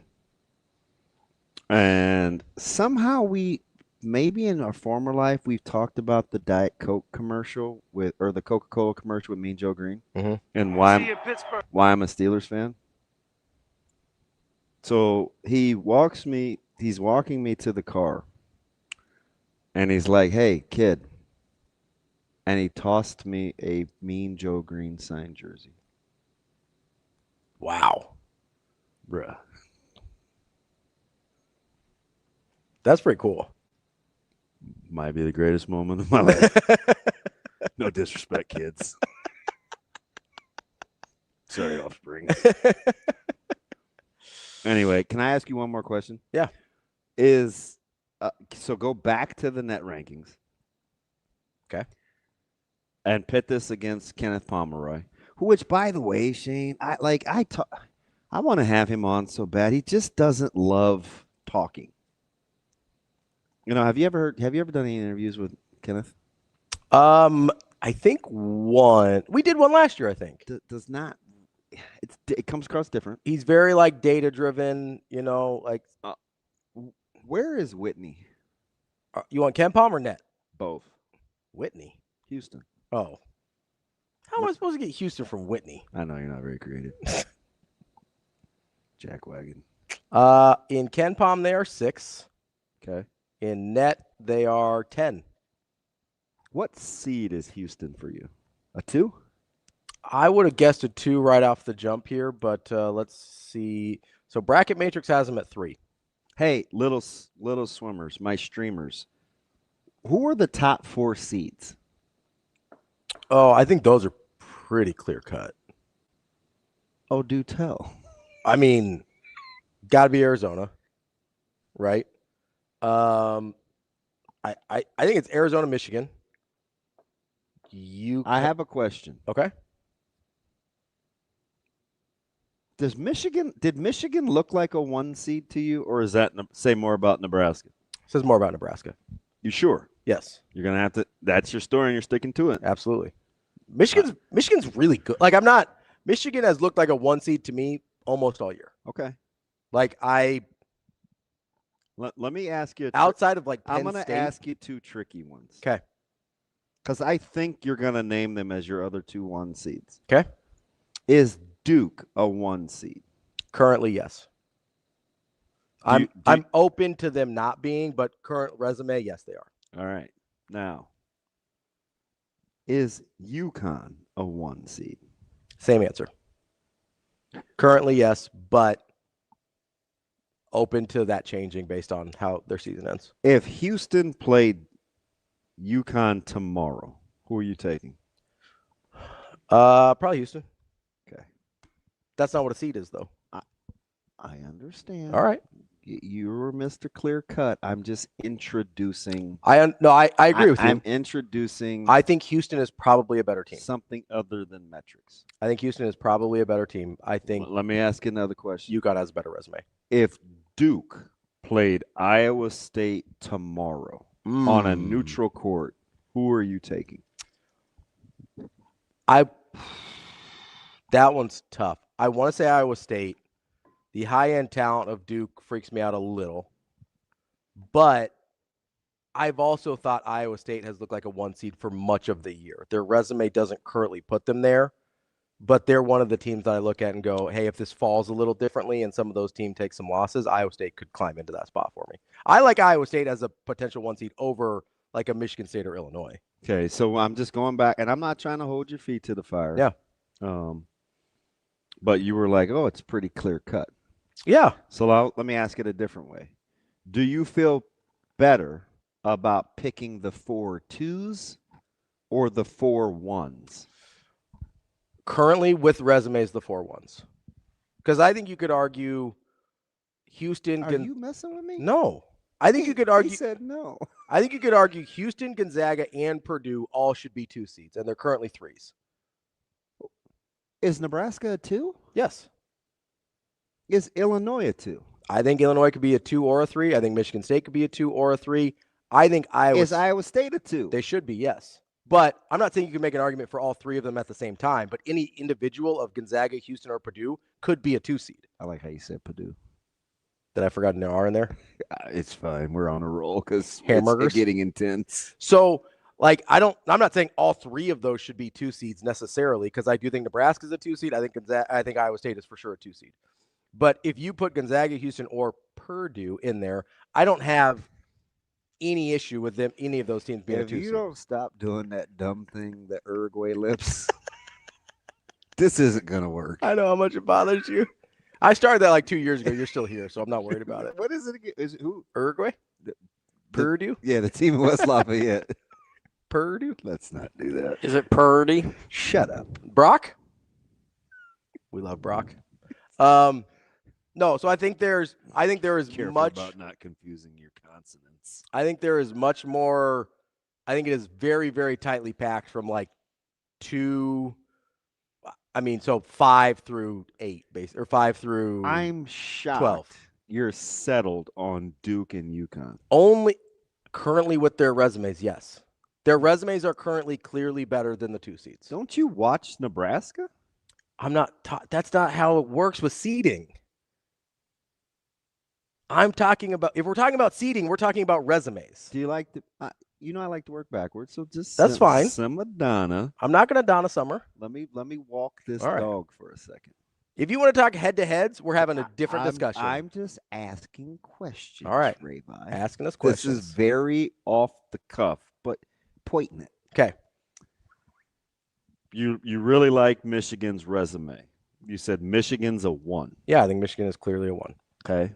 We talked yesterday that you felt like Nebraska was the better team for 98% of that game. I would maybe agree. 9%. Yeah, absolutely. I think a full strength Nebraska clearly beats Michigan on Tuesday. Okay. Who looks better? Who fits your eye better? UConn or Nebraska?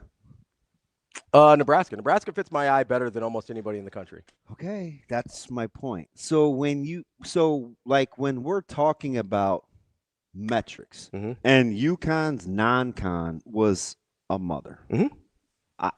I'm with you. Yeah. But we said we don't like the Big East Conference. Absolutely. And Ken Palm doesn't like you. You don't have any problems reconciling that and this isn't a case for Nebraska. This is a case for, I think the 1 line should be much more debated than it currently is. I think it will end up being much more debated, but if we're taking Well, why don't you get out ahead of this thing? if we're talking right here, this take a chance. moment in time, Take a chance. the on resumes me. of the take a chance on me. Who sings that? Is that Sonny song? and Cher? That's ABBA. Yes, thank you. There you Cher. go. Dancing Queen. Of course, never. Good for you, man. No judgment. Well, that was their top song. I know that's what you meant, Shane. I'm with you. I know. Fernando, they sing that song too. I mean, the Raiders all know that song. Yeah, you gonna play that when you draft Mendoza? It's already been played like a million times. Not by me, but by other fans. You're not getting used to it. You're not getting ready for it. It's not, I'm disappointed in myself that I'm constantly flirting with being very borderline getting booted. But it's just the nature of this show. And Mamma Mia? I mean, that's what Kenny's saying in Shane, it's Mamma Mia. I'm gonna have a mom joke if you keep distracting him. Here we Knock go it again. off. I knew Mamma Mia was because that's the name of the ABBA movies, right? Jesus. They're the movies about ABBA.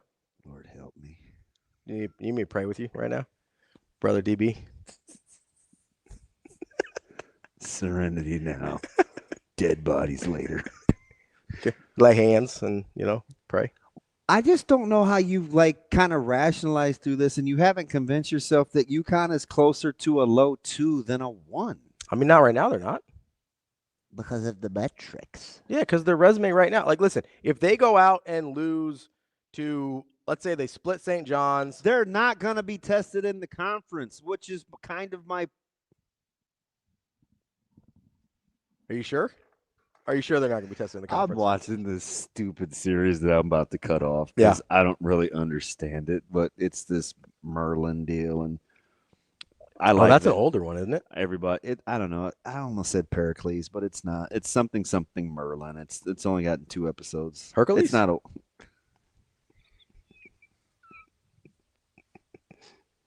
Petrocles? Oh my God. That was Achilles' cousin, Petrocles. ABBA doesn't have a song called like that. The black cousin or a real cousin? No, a real cousin. All right. He kind of helped raise him. Petrocles' parents were. I'm going to need you to stop for a second. He's the one that Hector mistook as Hercules as Achilles and Pendragon killed him. See? The Pendragons?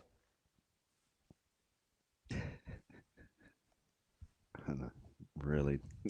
Ravi. I'm going to focus. I'm a big small town ball guy. Because I'm going to my underappreciated favorite in this stream, which is Haas, who always has good sense. Well, it is Pendragon. Thank you.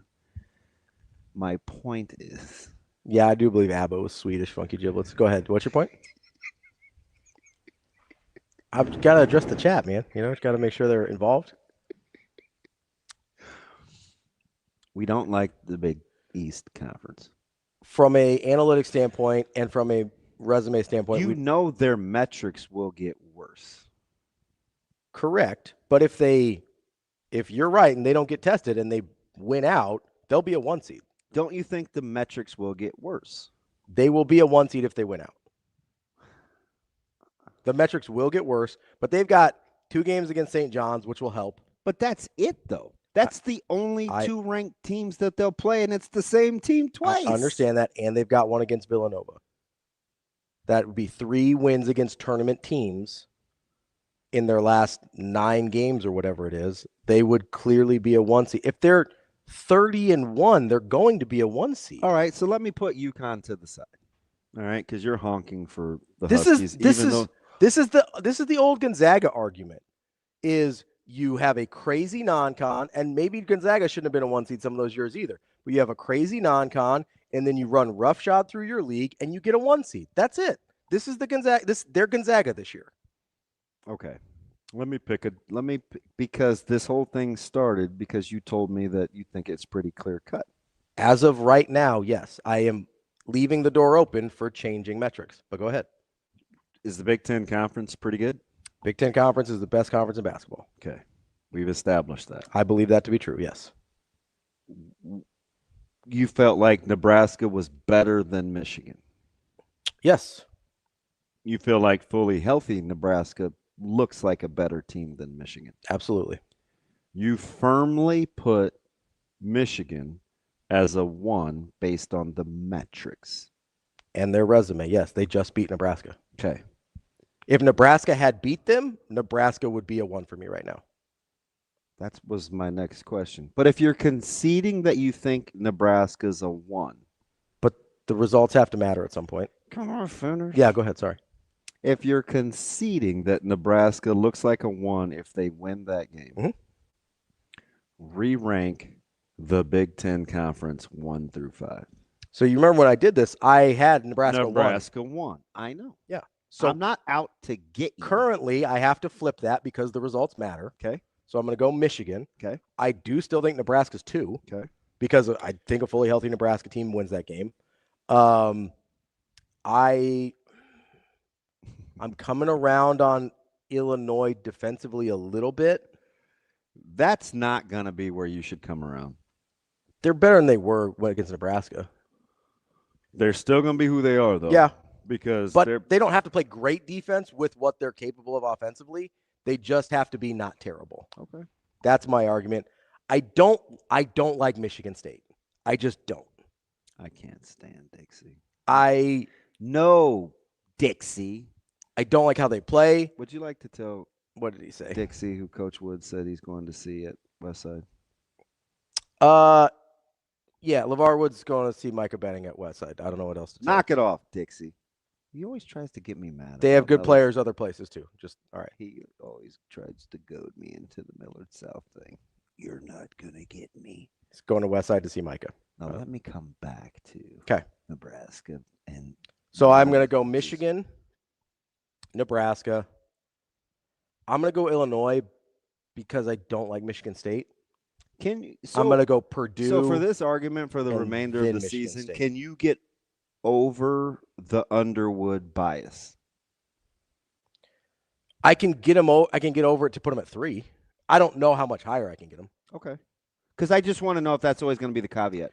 Because I get that it bugs you. It does. I don't think he's very good. Okay. I can get over it enough to put him at 3 so because I think we got Michigan, Nebraska, Illinois. I'm getting ready to Purdue, Michigan State. Okay. So if you I need Purdue to stop losing games. Stop it. Okay, you ready? Yeah. So if you're going Arizona, Michigan, Duke, UConn as 1s. Who are the 2s? Nebraska, Illinois, Iowa State, and I think it should be Houston. Over Gonzaga. Over Gonzaga, over Michigan State, over Purdue. Those would be my twos. Nebraska, Illinois, Iowa State. So Houston. the leftovers currently as they speak are your remaining threes. Michigan State, Houston, Purdue, Texas Tech, Gonzaga. I think the 2 and 3 line are crazy tight. I think it's tougher for the 2-3 than it is the 1-2. I agree it's tougher for the 2-3. No. I meant like the 1-2 is tougher than the 2-3. I think the 2-3 is tougher currently. But if Arizona takes a loss or Duke takes a couple losses or if UConn loses any games. Duke has the same problem as UConn does. That UConn I understand that. The ACC not very good. Is Cam Ward. I'm keeping it a buck. We ass. That's what I mean. If Duke takes losses Right now, we add. or UConn takes losses, that changes this very quickly. But, I mean, I can try and project losses if you want me to, but this is the way it is right now, and I think the ones are very clear. It becomes incredibly murky if UConn or Duke start to lose at all. Like, I think if UConn loses 1 or 2 games, they are not a 1 seed. Like, full stop, because of what we talked about with the Big East.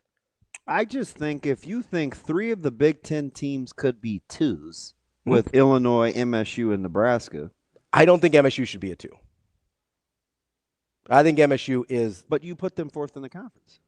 Yeah, that's fine. And you've been consistent. You've said that for 2 weeks. No, I put Purdue 4th. I put Michigan State 5th. Okay. Purdue's they flip-flopped the last Yes. week. Yeah. Okay. Even though Purdue hasn't played well. I don't like Michigan State. Like, the more I watch them, the less I like them. I don't like the way they play. I think Izzo's prowess is overrated. I think you're just boy, when you dig in, you all the way. I just like every time I watch them, I'm like, I'm supposed to think this is a good well-coached team. Yeah. And not just this year. I'm supposed to every year think this is a well-coached team. I'll give him credit. He has a sense of knowing how to navigate tournaments pretty well. I think his teams underachieve pretty frequently. I am not impressed. I have a guy or gal that's shooting up my draft board. Who's that? Big Red Gun. Oh, is he new? Yeah. I've only seen him the last week. Shooting up the draft board. Yeah. 21st. Let's do it. Shooting up the draft board. I mean, it's between he and Lil Clown because I'm kind of rocking with Lil Clown too, even though I hate saying I'm just going to Lil Clown. Lil C? Just say LC. No, I will. But thank you for the permission.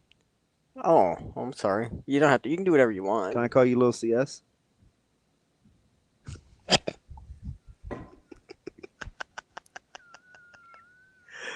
I don't know what that means.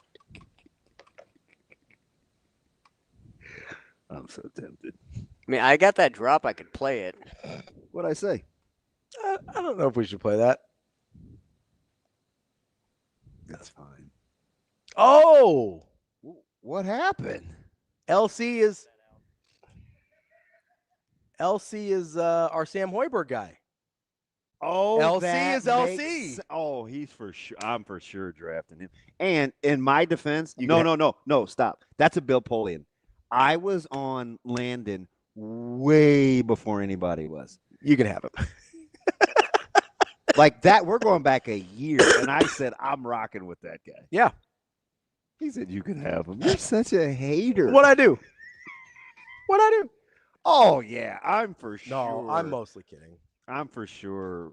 I don't know, though. I kind of like Big Red Gun. Dixie says, doesn't Casey have 2 additional years now? Technically, you probably could. Listen, because he hasn't played an NBA minute yet, has he? We need to get back on that hill because I'm going to take one. You're going to take one? I'm going to take one. I'm going to die on the eligibility hill. You better set precedent in a hurry. Otherwise, like. I don't disagree with you. I don't know how they can survive the league. Stop being so goddamn pragmatic and grow the flip up. You have to stop it somehow, illegal or not. No, they can't survive the court battle. That's the problem. Yes, they can. How? They haven't won a court case in like 20 years. I almost got political for a second. You can do what you want to, apparently, and the law may or may not matter. So let's not act like it's the end all be all. Things are different. Situations are different. That's all I'm saying. We got. I need to Google. I've watched enough police shows to figure that there has to be a way to choke you without forensics saying he died of asphyxiation. Yeah, I don't think that's how that works, man. Like, are there like sneaky good police holds and stuff or something where you can't like see? I don't know. You could ask some people. Ask around. You can ask Wyatt. Maybe that's a Taekwondo thing. Although I think holds are more jiu-jitsu. You know any Brazilians? We're going back to Brazilians? Yeah, Shane, can you get your nuts? That's Shane's favorite. I'm just curious. Can you or no? All right, we're going Brazilian. Oh, gee. We're going to talk to Brian Edwards coming up next year on Hurrdat Sports Live. Oh. Yeah, this kid beat us at national duels, and really good focus by Silas. I thought he was really focused on Friday, but just didn't pull the trigger, and he's just man, awesome kid. He's tough as a $3 steak. He's tough, man. He's tough. He's just gotta show that identity all the time. And that's the best version of Silas already. Is gotta wrestle tough all the time. And he's got that element, and just shows a whole lot. He's one of our leaders and fifth-year senior, and want the best from him going out.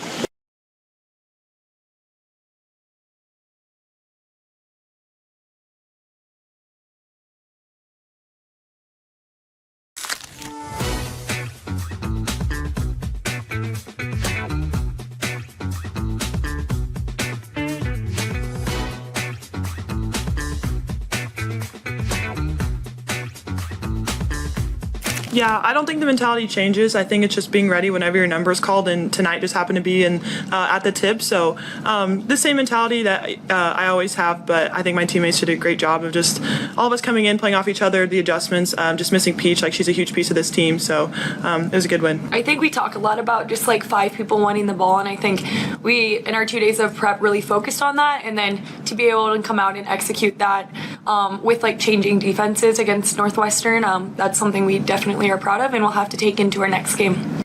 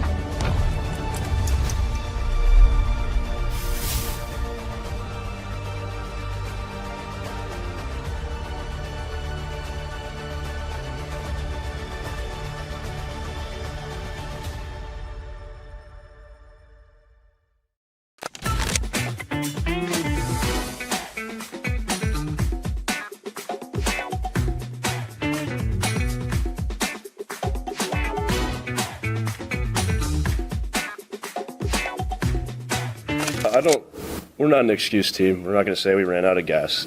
We played a lot of minutes, more than usual probably, but you're juiced up at the end of the game. I can't blame it on not having legs or anything, but it's tough when you don't have some of your guys that have been your biggest contributors all year, but we knew we were going to have that, so we just tried to fight through.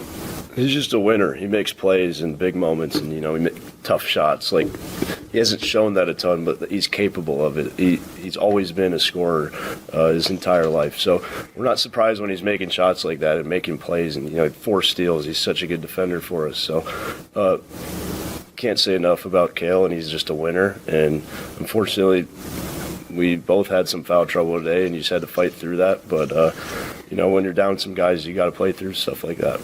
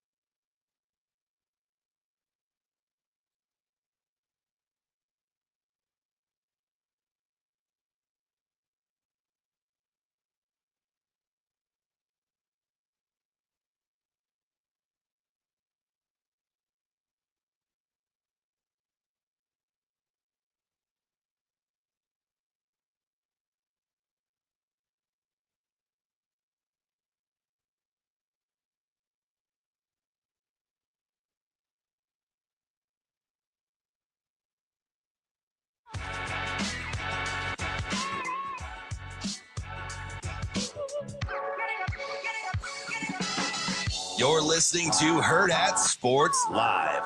Now, Vegas insider, senior handicapper, and fan of the cold Budweiser bottles, Brian Edwards. It's got to be touchdown, touchdown, touchdown. Brian Edwards. I don't really love it. Brian Edwards. Were they using the cream cheese to butter the bagel? Brian Edwards. I'm going with the cowgirl. Here is Brian Edwards. Welcome back, Hurrdat Sports Live. That's DB. I'm Ravi Lulla here at Hurrdat Sports Bar and Grill. We are joined now by Brian Edwards, our Vegas insider from Major Wager. What's up, B? Good morning, fellas. How are we? Doing good. How are you? All right, back-to-back hat weeks. You got your gator bait rolling. You must be feeling pretty good about you, huh, buddy? Well, not so much a Gator Saturday, but last night was good. Dude, they dropped a hammer on the Gamecocks, huh? That was I'll show you. Yeah, I think Lamont Paris and McMahon at LSU are probably about to get pink slipped. Really? Yeah. I mean, LSU is going to be back on the hunt? Is that a good job? I mean, well, Wade thought so, but, is that a good job? They should have rehired Will Wade last year. Well, he's been apparently he served his purgatory. He's back to doing Will Wade things. Yeah. Well, everything he did's legal now, so what do they care? Right. Yeah, well, that's why the AD got fired, because that governor wanted him to hire Will Wade back last year, and he refused to do so. And so when Brian Kelly started struggling, the governor got all lippy, and now the AD's out of there. All right, so we've been we're not arguing. We are going through trying to seed. My debate with Ravi, or my discussion, is I know you're about to talk about Houston, and I was not impressed last night, but go ahead. Oh, that's fine. Stop. When do you go over to the dark side? The last couple of weeks, man, I feel like you're off of Team DB and you're gravitating towards Loserville over here in Ravi. Pronounced Lulla. My bad. Lulla, Loserville. So I'm just simply trying to make the case, B. I think it's tougher to seed from the 1 to the 2 line than it is the 2 to the 3 line. I'll give you that. I because your power rankings seem to agree with me. I concur. I think, yeah, no, I agree with that. I mean, UConn, Iowa State, and Houston could easily be 1, 2, and 3 in 10 days. Right. And you currently, your power rankings, which I get the Michigan thing if I'm going to hold Nebraska in high regard, but they're still 9 and 11 against the spread, and maybe Vegas blows it. I'm not saying Vegas is the end all be all for the metric, but it does give you an indication of expected outcome. So, go ahead. No. Go ahead. You're the expert. Well, no, I was just going to say that Michigan's failed to cover in 7 in a row because their lines have all just been they got so inflated after midseason, giving out 30-point ass beatings for a month. So part of that, Right. like that goes Hey, into the what equation was that too. again, B? They were giving out what? They were giving out 30-point ass beatings for more That's than what I 2 want months, to give really. Ravi every day, and he won't let me. I should just start handing them out. When you go on BTA on everybody mid-season, like the lines get skewed a bit because Vegas took a bath for a month. Right, exactly. Michael Irvin, belt to Bunda. That's what we're doing. That's what everybody does. I won't take mine off on the air, but Do you wear belts? Yeah, always. They're overrated. Me too.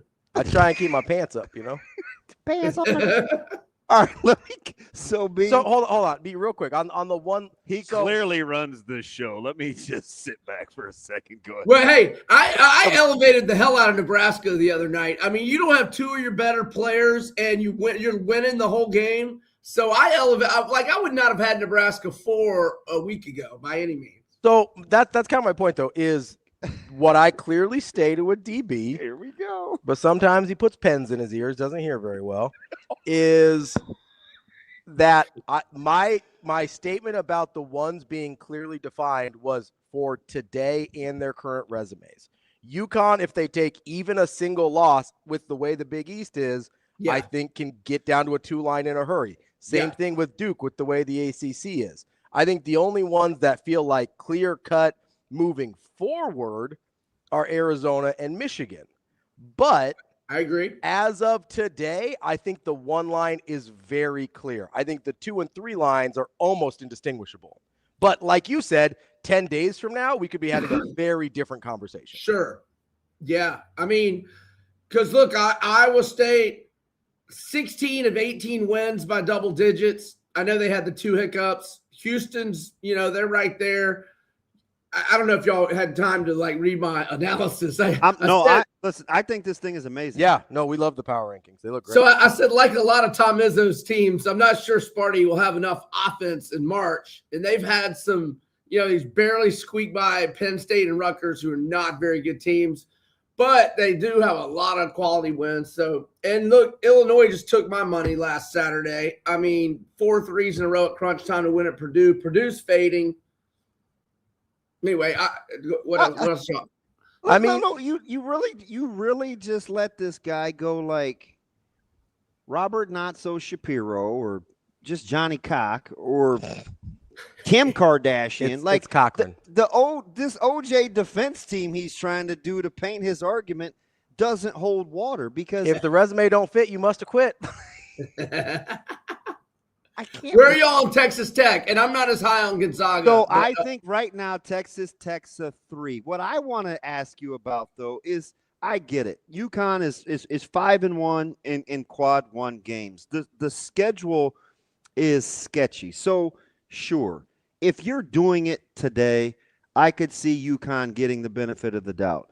But if you believe that Nebraska was the better team when they're playing Michigan, and I'm looking at your power rankings for the conference with Michigan at 2, Michigan State at 8, Nebraska's at 4, you've got Illinois 9. Like I'd have Illinois over Michigan State for what it's worth. That you asked us to ask where we thought you might. That's the only thing I would flip. All right, that's fair. Yeah, I mean, you're giving me some Alan Dushowitz vibes over here, Dream Team guy. I think it's Dershowitz. My bad. Did I mispronounce that? Yeah, it's all right. I hammered all the lawyers. I'm sorry. So anyway, back to Robert Not So Shapiro over here, Ravi Lulla. If that's the case, how do you comfortably have a 1 line of Duke, UConn, Arizona, and Michigan, or would it be different for you? Who's on your 1 line, and are you using your power rankings? Yeah. Well, I've got Nebraska on the 1 line right now. I mean, their only losses, they're at Michigan, and they have 2 of their better players out, and they're winning outright the whole game. I mean, they're the guys 12-1 against quad 1s. Who? Well, they're 12-1 in the last 13 against the quad 1 and quad 2 opponents. So combined 1 and 2, they're 12-1. So, I mean, I don't think I have to really explain anything having Nebraska 4. My only thing is that you told me that Michigan, Nebraska, you thought but the Nebraska result matters. If I'm picking a top 4 seeds today or the 4 top seeds today, the result has to matter. I get the circumstances, but Michigan won the game. That's what it is. All right, so let me ask you this, B. Who's more apt if the season stopped today to be misseeded? Illinois, Houston, or Florida? More apt today to be I'm going to factor in Gonzaga, but I know you don't like Gonzaga as much. So I'm assuming Gonzaga would have been your answer if I would have included them, correct? Yes. Okay. Because you would have Gonzaga closer to a 4 than a 3? Yeah. All right. So of Houston, Illinois, and Florida, who would be most apt to be misseeded?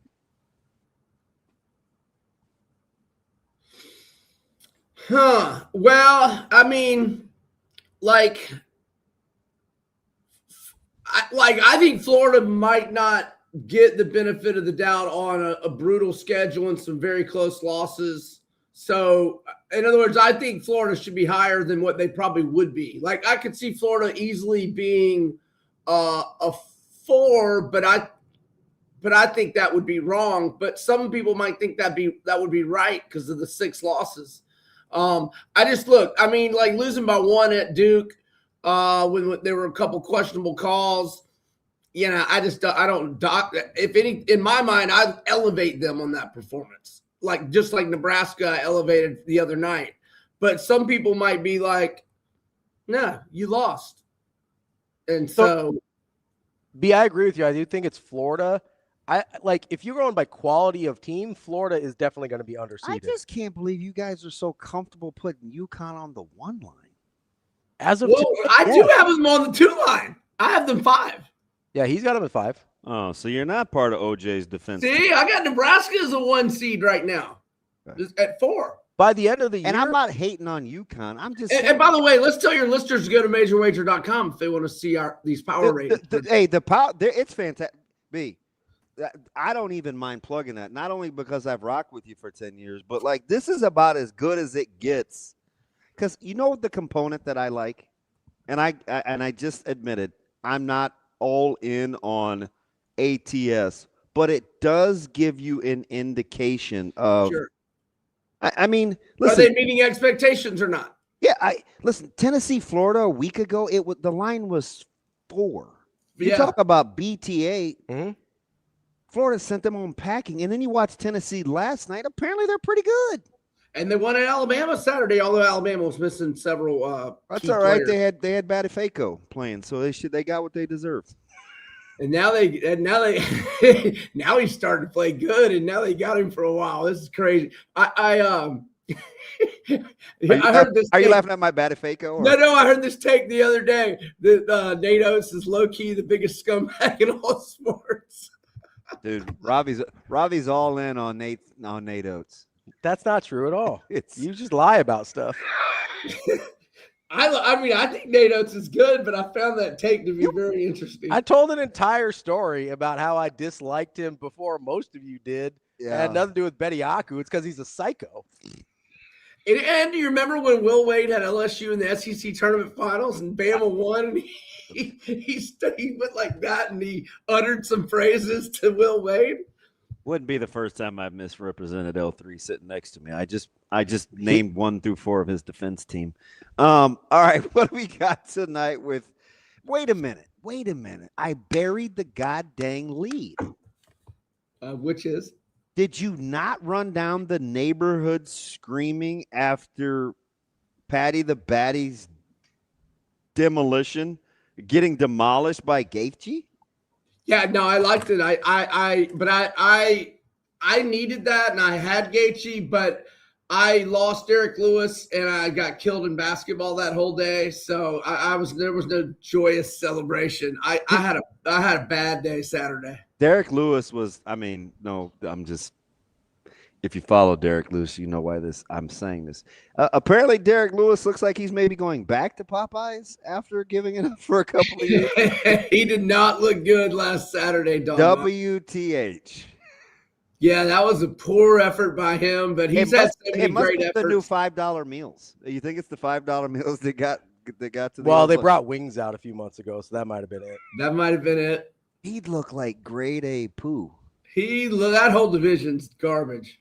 What are they going to – he's got to revamp it, right? Especially without Jones. And now Aspinall is left defending himself about The eye stuff. The eye injury thing. Like, it's kind of messy in the heavyweights. Oh, it's that division's never been worse, really, especially with the situation with Aspinall. Because I mean, who knows when he'll be able to fight again? And there's really only just like 3 or 4 good guys in that whole division. All right, so let's talk Troy and JMU tonight, and I'll let you get to Hooker and St. Denis. All right, watch out for this Troy team. They might win a game in the tournament, presuming they win the Sun Belt tournament. So they're at home tonight, favored by 9 to JMU. JMU's lost by 9 or more on the road 7 times. Troy, since December 6th, is 10-1. And look, they lost in triple overtime at the buzzer to USC on the road 2 nights after they had won in double overtime at San Diego State. And they were in the tournament last year. They won at UAB. They're going to be a tough out in the tournament. And they're dealing out some, they've won, 3, 4, 5 of those 10 wins by double digits. But anyhow, I like Troy -9 at home tonight. All right, let's talk Hooker and St. Denis. Sounds like some sort of law firm, but it's actually. Yeah. So, I mean, we got a big underdog here. Look at Hooker's losses the last 5 years. Armin Sarukian, number 1 ranked in the lightweight division. He dropped down to featherweight, which was unusual for him. And he lost to Arnold Allen. And then he lost to Makachev. And he lost to Michael Chandler. But that was 5 years ago. And he lost to Dustin. But all the mid-ish guys he's beaten, Alaquinta, Felder, he beat Gilbert Burns, Jim Miller, Ross Pearson.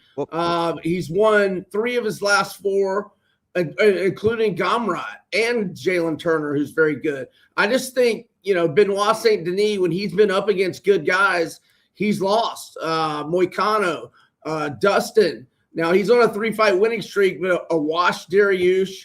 That sounds like a law firm Ravi would work for, too. What was that name? Dariush. Yeah, I like Hooker. I just think his resume is better, and all the guys he's lost to are better than St. Denis, and he's getting +275. Give me Hooker. All right. What do you think happens with the Nunez and Harrison fight in terms of time? Well, I mean, they said 6 months, but then I hear Harrison's quotes were saying she had to go into surgery, or they said she might be paralyzed. So it sounded really, really serious. So she filmed herself, and I was like, "Yeah, this is a little bit too serious." I didn't like that. I didn't turn it off. I couldn't. Could you? Yeah, could you? I was shocked. Yeah, I could watch that. But anyhow, it's such a Herculean task for her to get down to 135 pounds. I can't fathom her being in bed recovering from a serious neck surgery and then just, whenever she's back, and she's losing all this weight, I mean, how far back does it push it? I don't know, a year maybe? I mean, who knows? Because once she gets healthy, then you got to make your plan of how in the world you're going to get down to 135 pounds, which was a Herculean task and dangerous as hell to begin with. Yeah, I don't know, man. I hate to think that. Yeah, I don't know if we're ever going to see that fight, really, to be honest. It seems like that's it. Yeah, it really does. Because I can't fathom her being able to just go into a camp and be able to make weight in 2 or 3 months when she's sidelined 6 months. I don't know. I mean, I'm not a weight expert like that. I don't know. I do think walking and being able to walk is important to being able to fight and train, though. So that I would concur. That would be a problem. I don't know, because I mean Nunez will be 70 by then. I mean, basically, and out 4+ years. Who knows? So, all right, that's our guy, Brian Edwards. MajorWager.com. That's where you can find the power rankings we were talking about. Very few guys can just go that kind of range off the cuff. Basically, I overslept. I only had 2 picks, so I was like, let me throw these rankings and create a 10-minute conversation and have a good interview. See, he's so authentic. He won't even let me give you a compliment. I appreciate it. Hey, DB, appreciate the kind words, man. I love it. I just overslept, man. I had something to talk to, man. I was about 18 buds in, and I was like, no, I haven't had any Budweiser since Sunday, whenever the late game ended, Seattle, LA. He was just busy having the cream cheese and butter to the bagel. All right, fellas. Thanks. all right, buddy. We'll see you. That is Brian Edwards, our Vegas insider. Good power rankings at majorwager.com. You got a couple of them wrong. That's okay. I think I seldom self-gloss, but I think I need a little back pat for me just running through the dream team with made-up Ravi names. Legal defense. Well, you got most of them wrong, so I don't know how much of a believe back how you pat. got out in front of the narrative. Of what narrative? Dude, it was like an 80-yard sprint to be first to get your version out first. 100%, yeah. It's like what it's the best advice I ever got from Burrs. Get your version of the story there first. Oh yeah, it was incredible. That's how I was doing it. You had to know my context. Context is important. It's fine. We're going to talk to Michael BRUNTZ here next on Hurrdat Sports Live. I think you can have both, Robin. You're not happy about it, but at the same time, you just proved you can compete with the best.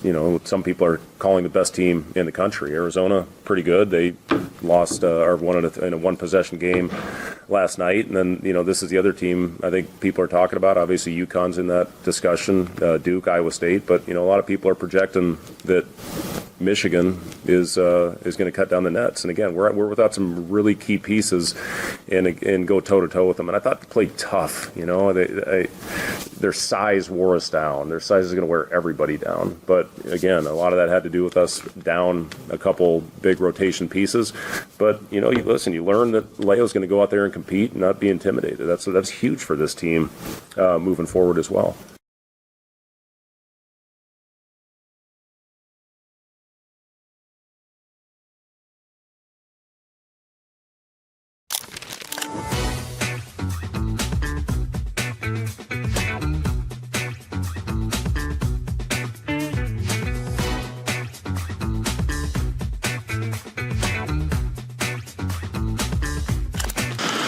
Yeah, I try not to focus on the score, but whether we were down or up, I just try to wrestle my match. And even when you are down and you see that we got 2 wins back to back before I went up, you can just feel it in the arena, just that feeling that is going good.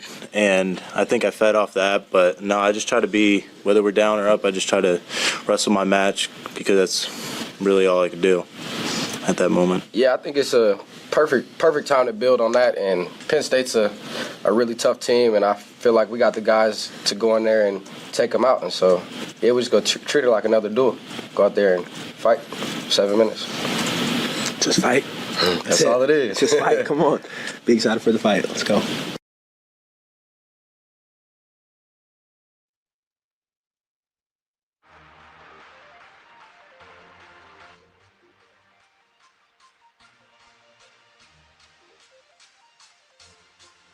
Welcome to Hurrdat Sports Live.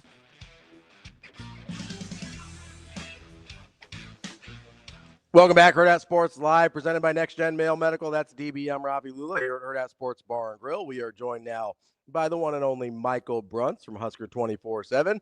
Oh, he's got a nice hat on today, too. What's up, BRUNTZ? Not much. Just got back inside. It's snowing out there. I don't know if you guys know. Yeah, we got a little snow. Not a lot. We got a dusting. It's a little more than that. A little slushy out there. That's a dusting. We don't have slush here in Omaha. What's going on with the Cap City? How are you getting wetness isn't the word, but how is it dry enough air for it just not to be snow? Are you talking about the slush from when it hits the concrete because it's warm? Yeah, there were some people sliding around out there. That's your Lincoln traffic report. I didn't know what you were talking about either. BRUNTZ, I gotta be honest. That the way you looked at me made me feel some type of way. I was like, I just didn't know where you're going with it, Damon. He was like, I was just waiting. I mean, when you start a sentence with "Is there enough wetness?" I'd give you a funny look. I don't know what the word is.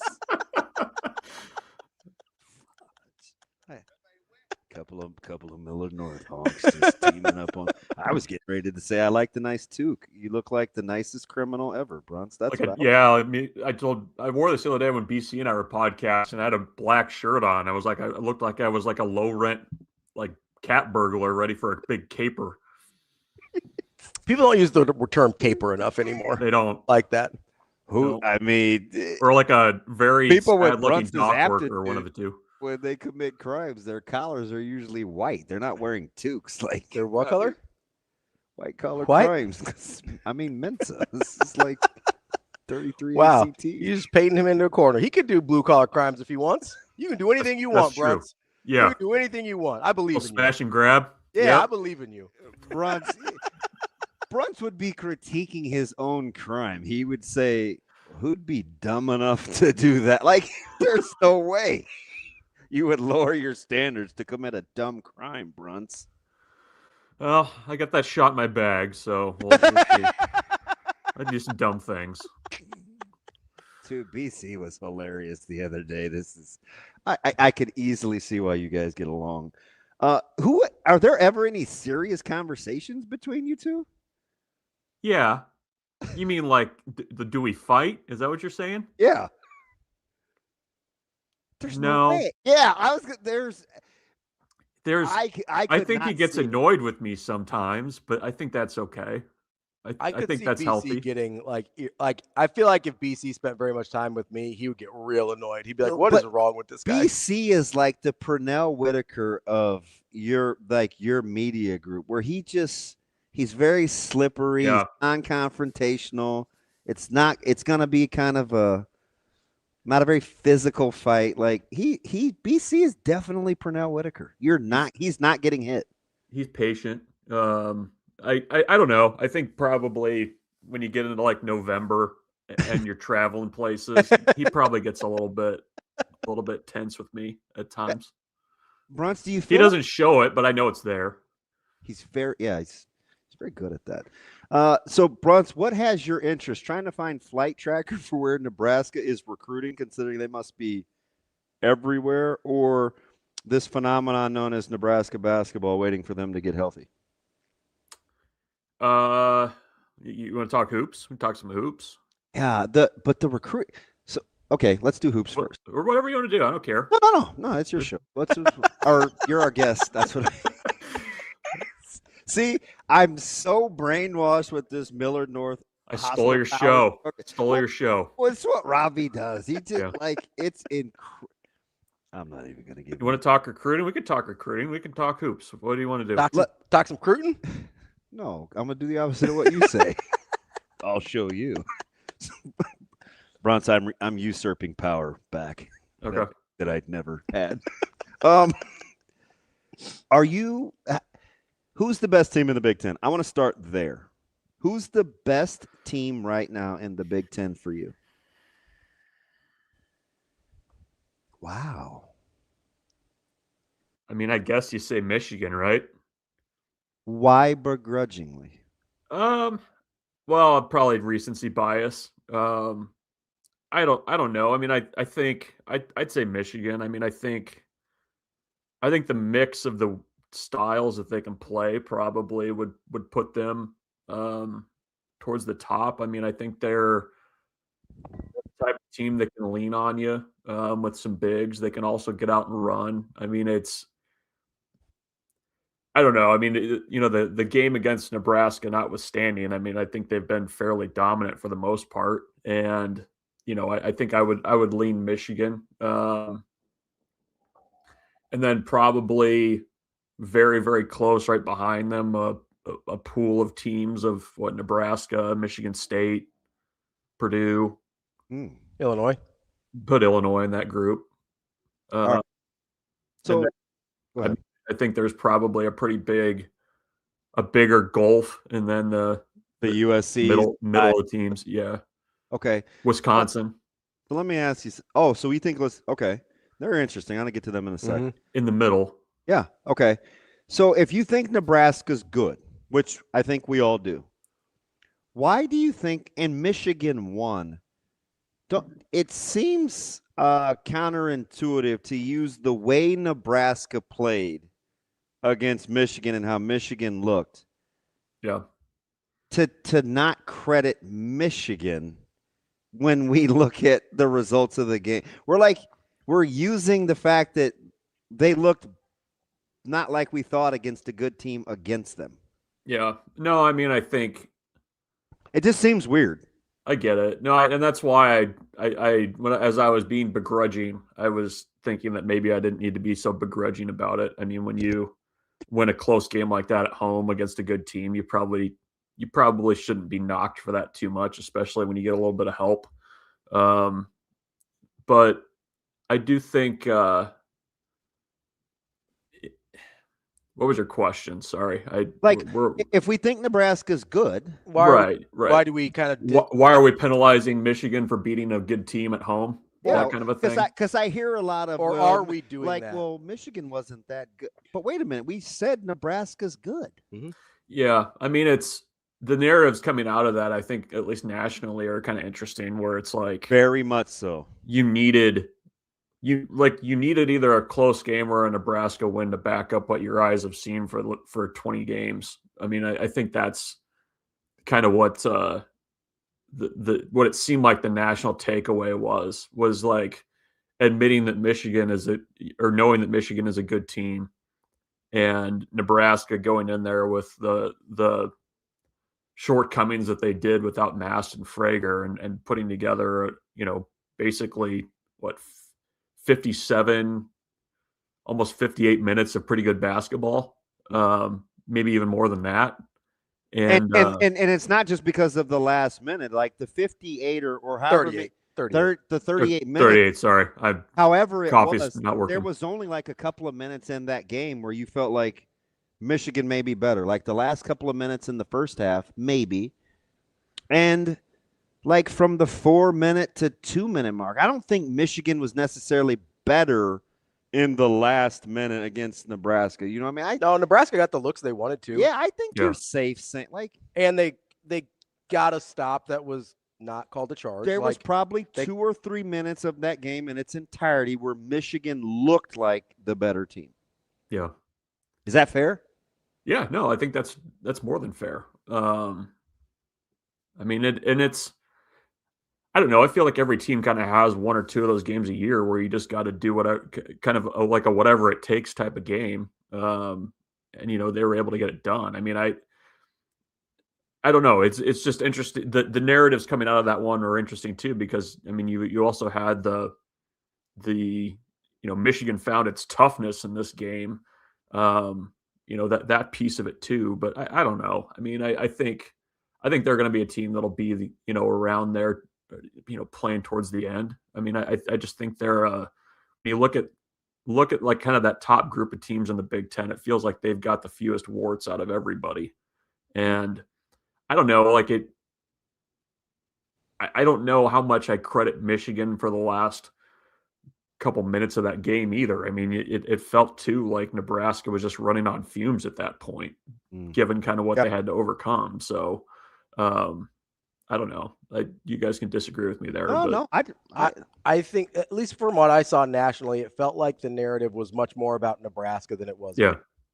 And that, kind of to DB's point, it validated, or I don't remember which one he said, it validated what we had seen through 20 games, as opposed to, like, I didn't see very much, and maybe I just wasn't looking in the right spots, of, I'm not sure about Michigan now. It was more like, even shorthanded, Nebraska is 100% one of the best teams in the country. Yeah, Michigan won a game that most would say they shouldn't have. So I'm just like, if we think Nebraska's good, then don't say, well, I can't believe. It's just so fanish. It was like, well, Michigan's not that good. Like, what do you? It's like the fans that chant overrated during a game when you're like upsetting them. Yeah, you beat the number one team in the country. Like, no, I want that to count as a good win. Yeah, like, what are we doing?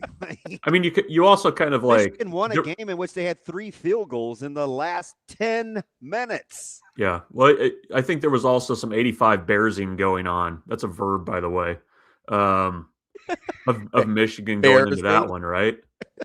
Because it was like, I get it. Yes. Yeah. Because it was like, 11.5 points. That's a lot of points. Then it's like, well, Rink's got the flu. Oh man, like look out, it's going to be like a 40-pointer like they put on Gonzaga. So I don't know. I mean, I think you're always kind of adjusting expectations based on that stuff. And I think sometimes with highly ranked teams too, you do that a little bit. Even if you play tough, it's kind of like, oh, well, they weren't as good as we thought. And it's like, well, you also kind of built them up a little bit too. So I think there's something that we see happen, and it happens a lot in football.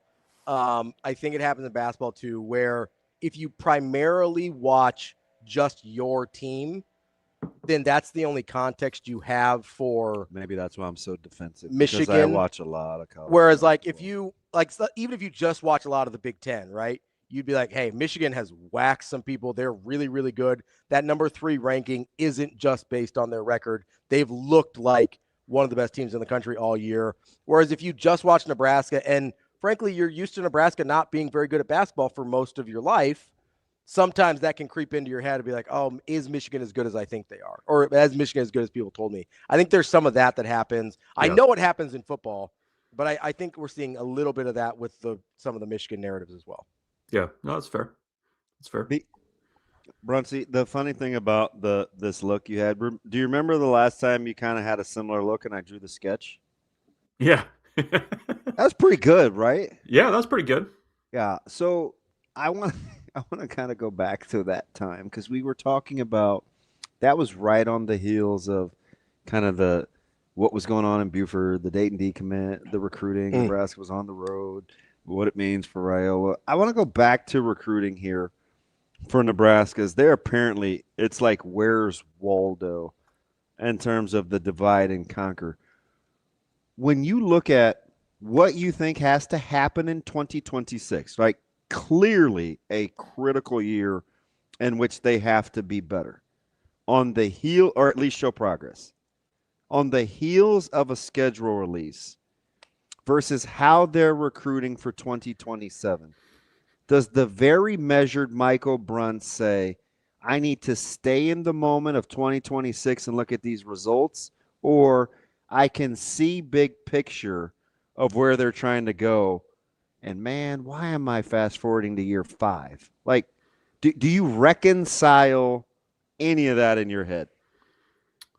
No, I mean, that's just how it is. I mean, the without the spring portal period, I mean, the roster that you have is the roster that you have for 26. And I mean, I guess in my mind, it's always like, okay, you've got the team side of it over here. You've got the recruiting piece of it over here. And I understand that they're interrelated, but I mean, when you're making offers for the 28, 29 classes, I mean, you're doing the groundwork now for that stuff. I think with as many kind of coaching changes as they've had at assistant spots in the offseason, I think what you're seeing is you're trying to, especially with some of the offensive linemen that you've made some progress with prior to coaches hitting the road, you're trying to make sure that momentum stays up. I think you're also kind of having to reset your board a little bit. With Jeep Wade there now, with Roy Manning coaching edges, with recruiting to a different style of defense. I mean, a lot of the offers that you're seeing, I think, are a reflection of, just having to target different types of players to play a 4-2-5 versus maybe what they were doing before. So, I don't know. I mean, I guess in my mind, it's a little bit separate because it's like, well, regardless of what you did on the field or whatever 2026 is going to look like, record wise, I mean, you're still trying to keep the momentum with this 27 class, which is, off to a really good start. You've got a good quarterback. You've got some good skill position players already in the boat. Now, you got to go out and do the work to grow that. And so I don't know. I mean, I guess it's kind of separate in my mind. I mean, it's more so to the calendar and just the time of year where you are versus any kind of, big picture, what 26 looks like. One of the reasons that I enjoy talking to you is your ability to compartmentalize, right? Not super emotional sometimes. So I'm looking at like this 2027 group. You can feel the momentum, the vibe, the buzz, this, 2027. Yeah, you know how important 2026 is. Are you looking at 2026 in any sort of relationship to the immediacy of what you think is on the horizon? Let me ask it that way. Are you having to get guys in 27 that can help you right away based on what's happening in 26? Is that what you're asking? I probably prefer more your angle, but let's just say for the discussion starter, yes.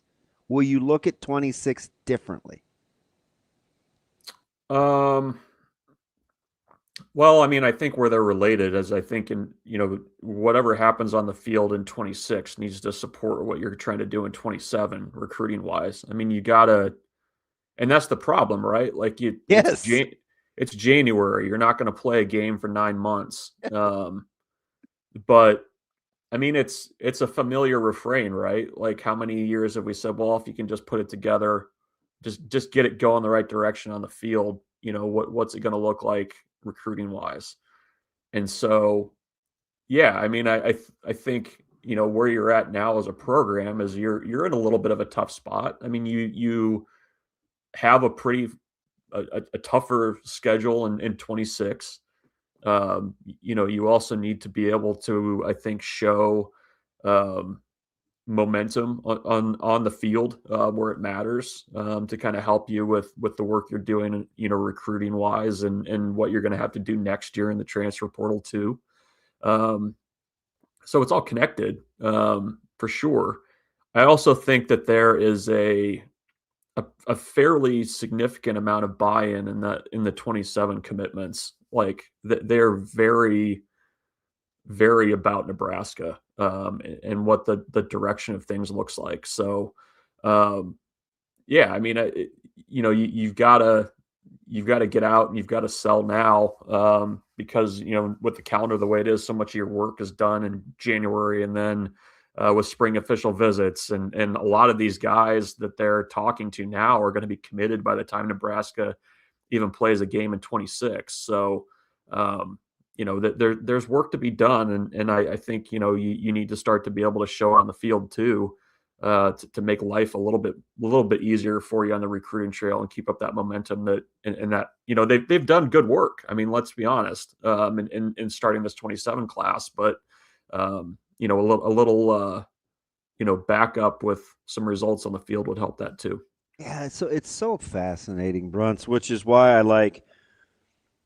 I appreciate the measured approach because sometimes I have to remove my own personal experience from it. I came in a year in 92 where I heard all the dialogue, coming off the bowl game blowouts and not winning on grass and not athletic enough and being selfish. And, I came in on the cusp of like the first year of Unity Council.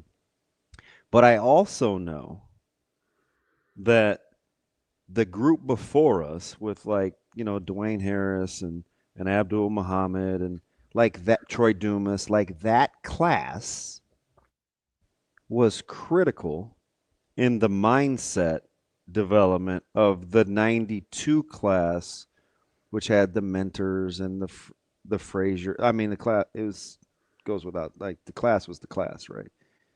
But it was important how they needed to coalesce. So I always hold out hope that it can be going one way with a football team. But if you get the right couple of classes and you stack them, anything is possible. So it makes me optimistic that anything can be done. Because I think the narrative going into the early 90s was was dark and daunting and less optimistic than 7-5, 7-6, or whatever, coming off, a bowl game drought. Like we've buried ourselves because we pitted against Indiana, but relative to Nebraska's history, I think it's been darker before if you pit it against the light at the end of the tunnel. And I'm not saying they're winning national championships, but I mean, once upon a time, BRUNTZ, we had resigned ourselves to not beating anybody in the top. T.O. wasn't beating anybody in the top 5. You know what I mean? Like that was a thing. Yeah. No, I mean, I think your point, going back to your point about like, the stacking recruiting classes, I was talking to somebody. It's a mental thing. It I was was- it was a Yeah. mental thing. Yeah. No, I mean, I was talking to somebody in a coach in another sport about, how do you recruit and build, nowadays with the portal and everything. And I mean, I think you need to be able to find a core group of guys that you're able to actually bring up in the program, like that you can bring along, you can back up classes. And by the end of it, you have guys that are 30 or 4-year guys that have been in your program for a while and have performed and whatnot. I think that's kind of where Nebraska's at right now. Is you hope so. You that's the hope. We'll see if they can do it. I mean, it's a challenging thing to do, I think, nowadays.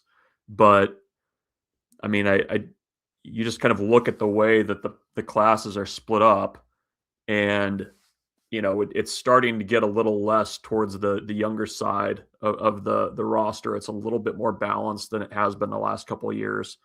You got to continue that, and hopefully that kind of core group of guys can bring up the 26 class and the 27 class and beyond that. But yeah, I mean, it's a lot of the hard work that they're having to do to kind of sew all that is happening right now. So we'll see how that goes, but they've been busy.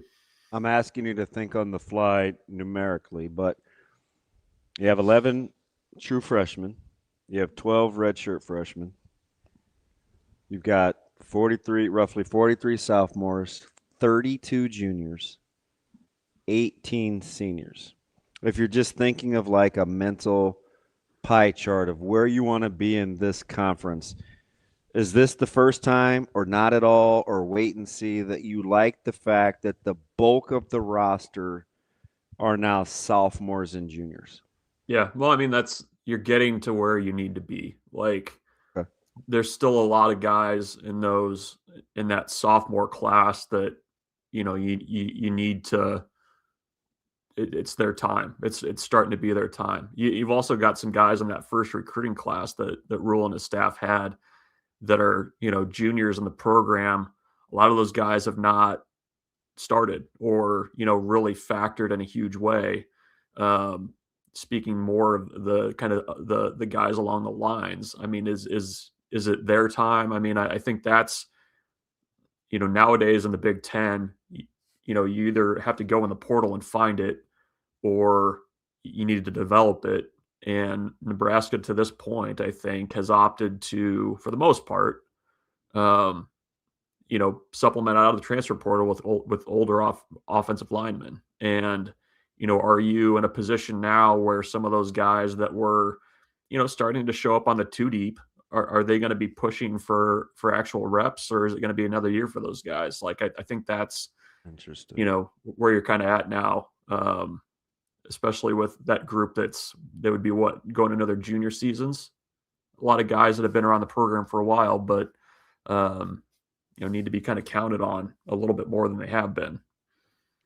BRUNTZ, with the offensive line in particular, do you think the guys they brought in this transfer class, they viewed more as instant starters or as guys that can compete with the guys already in that room? And has that changed for you over the course of the year or over the course of the last couple of years? I mean, looking at the three guys that they brought in the positions where they brought them in, I think they were brought in with the expectation that they would start. Like, I don't know that you would go out and win the kind of recruiting battles that you did, in the way that you did, if you were not expecting them to be guys that could come in and play right away. I think the challenge then is how do you get guys that are already on the roster now or were on the roster last year to compete with those guys and to raise their level. Like, yes, there will be competition, but I don't think that any of those three guys, based on their background, were brought in just to be depth pieces. Like I don't view it that way. I mean, Brendan Black, I mean, look at the number of snaps he's played at the FBS level. I mean, he's not coming in to just, yeah, he's going to compete, but like, he's not just going to be a guy that you hope goes in there and maybe plays a little bit. Like they're expecting him to come in and perform. So, you know, is Black, for instance, different than you, MB? Oh, different than Babalade or Mbenga? He's got more of a track record. I mean, I think that's the difference. Is Shiggs different for you than, let's say, McDougal? McDougal is different than a lot of guys that they brought in. I think just the background and the defense. He's got a heck of a backstory. Yeah. It's always good to have Oakland guys around too, right? Yeah. I just have an intimate knowledge of him. So I'm just thinking, I don't think the perception on the surface is exactly who he is. So I'm fascinated to see how this unfolds. I want to go back to something you said that's interesting about that class. I want to go back to 2024. Right? So obviously Dylan Raiola transfer. Carter Nelson you expect to play. Grant Bricks in the discussion. Mario Buford, gone. Tom Mua, we'll see. Gradney, gone. Devon Hall, gone. Barney, playing. Isaiah McMorris, gone. Benning, gonna play. Shavers, playing. Keona Davis, gone. Willis McGahee will play. Keelan Smith will play. Gibson Pyle, we'll see. Kalen, well documented. Flint, it is Ian Flint, gone. Ashton Murphy, will play, I think. Amari Sanders will play. Tarver back, could play. Quinn Clark will play. Makai Nelson playing. Prude gone, or not gone, but back. Ingerson will play. Landon Davidson, Guthrie playing. Donovan Jones playing. Jake Peters, Huffkin playing. Then they also brought in Dowdell, who was functional. Sierra Wright played. Banks played. Nair played. Mazuka played. Stephon Thompson, no. Gramstead is what it is. And Bly Hill, who I think will be playing, could be. If he can stay healthy. And Genatone. Are we discounting the development piece, or do you not agree with any of the played versus playing when we look at that class? I think it changes. Does it? I don't know. Does it change the narrative of how you think, or is it about what you thought? Why 24 specifically, and why didn't you do 23? Because I almost always discount the first year. The transition class? Yeah. Is that a better – and listen, I don't want to be right. I want to get it right. So do you want me to go back through that? We're talking specifically the lines, right? I mean, I was not, but if you are for development, if of the guys you thought would start out of the portal, then I miss, which is still a good point though. I mean, we can go to 23. Let's I do kind of like his point. So let me just clarify, yeah. so I make sure we're talking about the same thing, BRUNTZ. So you're talking about the guys that you brought in to start. You're specifically talking about the lines. Yeah, I was talking about the lines. Yes. Okay. And let's go back. Yeah, offensive because the question you asked, going back to it, was how many of those guys were brought in to compete? Start versus compete. Yeah. Let's do offensive and defense. Okay. 23. You have Quintswell. He's gone. Cam Lenhart has played and is playing. Riley Van Poppel has played and is playing. Noonan's gone. I got it. Malachi Coleman gone. Oh, I was just doing lines. I was just going through lines. Gunnar Gatula has played and is playing. Started as a freshman. Brock Knutson switched positions, but we think he's going to play this year, maybe? Will at least be in the discussion. Vincent Carroll Jackson gone. Does Dylan Rogers count as D-line or just O-line? Dylan Rogers, I don't know what to do with Dylan Rogers. BRUNTZ, do you just want like edge? Like you just want O-line? Oh yeah, because you guys asked about O-line. I didn't, Ravi did. All right, so let's go Sam Sledge. Okay. Do you think you could see him play? I do. He played in the bowl game. Does Mason Goldman count? Brought him in as an interior O lineman. Yeah. What do you think? I think my broader point, and I think it's like these guys are what? This would be fourth year in the program, going into fourth year. LaFotu's in there. Maciejczak left. Judy. This is interesting. Go ahead, BRUNTZ. The floor is yours. Like I like the discussion is like Tyler. You move forward to 24, the 24 class. Like those are now the guys that are competing against the portal guys that you're bringing in. And are they ready? I mean, you started to see some of those guys pop up on the 2 deep this year, but when it came time for, you had injuries, you had to move guys around. A lot of those guys really weren't accounted for. And I think that's going to be, the challenge for this year. And it's the challenge, I think, in a portal era is how do you get those guys by the time that you're going into year 3 to where, maybe you don't have to go into the portal and find somebody to come in and start right away and might be like a 2-year development piece. Like, I think that's kind of the point I was making. And the 24 class, I agree with you. I think is going to be a lot more important in terms of just, it was huge, a huge class. You saw a lot of those guys have to play early, and take some lumps, quite frankly. But they're going to be better off for it going into next season and into 27, as long as you can keep those guys around. So I just, when I kind of start thinking about what this roster is going to be in 26, so much emphasis and coaching movement and how you want to do things differently on offense has been on the lines. I think that's the 23 class, and not having guys that have kind of gone in there and been multi-year guys. I think that's kind of been an issue for Nebraska. We'll see if they can, the Brickses and those guys that are in that 24 class are ready to get in there and compete, or is it going to be another situation where it's, clearly the portal guys that are in there starting? Fascinating. BRUNTZ, I appreciate you letting us take the long way around the neighborhood to walk the dogs. But that's why he's smart, though, right? No, it's just a funny analogy. Because as I'm just listening to you, and it's, should we change the way we think about 26 if you can stack classes in 6-7?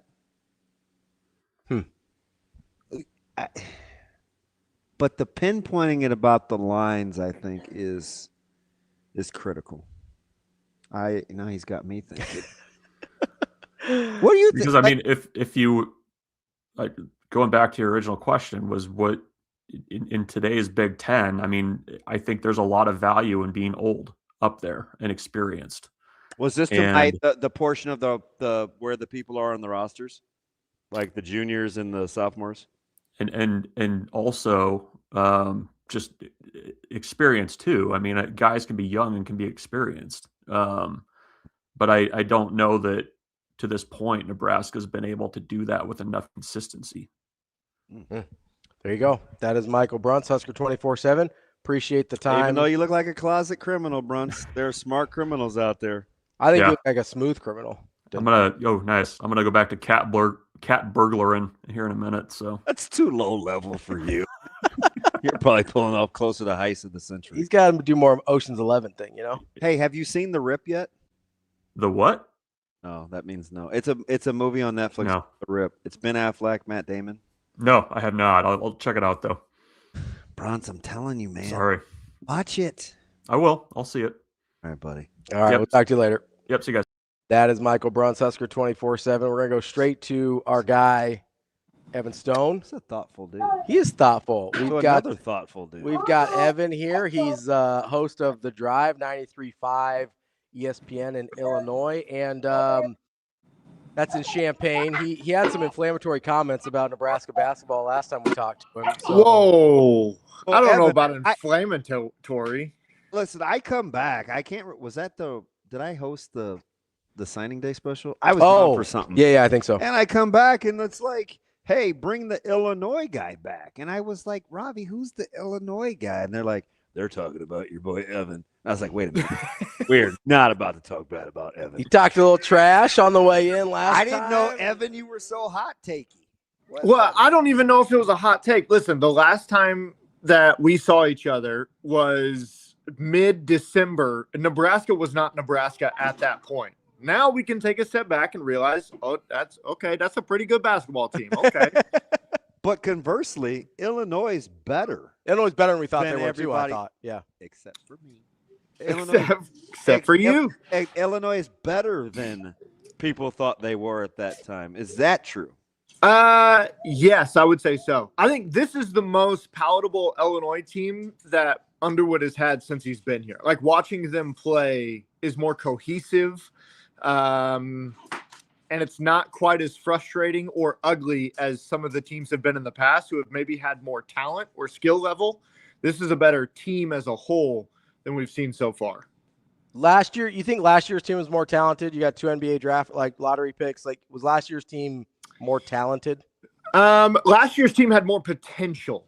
I don't know about more talented. So, like, because the NBA is weird. You guys know this. Like, they draft on potential, not necessarily what you've done so far. So when you look at Will Riley and Kasparis Yakuchonis last year, their potential, their ceiling was incredible. But as freshmen in college, I mean, you saw them hit that freshman wall in January, and then coming down the stretch, you know, Kasparis was gone really down the stretch, and Will didn't really come on till the very end. But Keaton Wagler right now is a better freshman maybe in the history of Illinois basketball. He might be the best freshman. I don't know about He's better than either of those guys was last year, right? Productive wise. Yep. You got to remember, Illinois had a class of Bardo, Kenny Battle, Mark Liberty, and Kendall Gill. Yeah, I mean, listen, when you talk about players as a whole, like in their careers, yes, but what Keaton Wagler is doing right now, statistically speaking, is on par with arguably the best freshman season in Illinois basketball history. Evian, as in the great water, but not as in Evan, your birth name. How much of it has to do with like the differing roles with a healthy backcourt? Because he's clearly taken on a different role without his wingman. Yeah. Do you take that into account? You do, but it's only been 2 games. Look, when's he played his best ball? Listen, so he's played 2 games without Kylan Boswell, right? So you got a game against Maryland, who's absolute dog walk trash. You've got a game against Purdue, who's I mean, they've fallen apart this past week, but they're still a good basketball team. Lawyer can't score and he can't defend, so I'm not sure what you do with him. He's a shell of what he's been. I don't know what happened. He was unplayable in that Illinois game. Like you couldn't be on the court.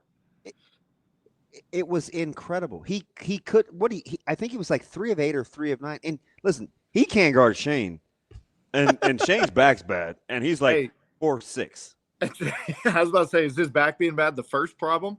So like, I just think I would say Ravi, but he has irrational confidence, and he still thinks he's good. Hey, 30. Ravi's a hooper. Got that strap. Ravi's a hooper. You put that shooting sleeve on him, and it's game over. Ready Let to him go. stand in the corner. That has like a 51-inch wingspan. Who's he getting shots off over? Everybody. I just keep backing up.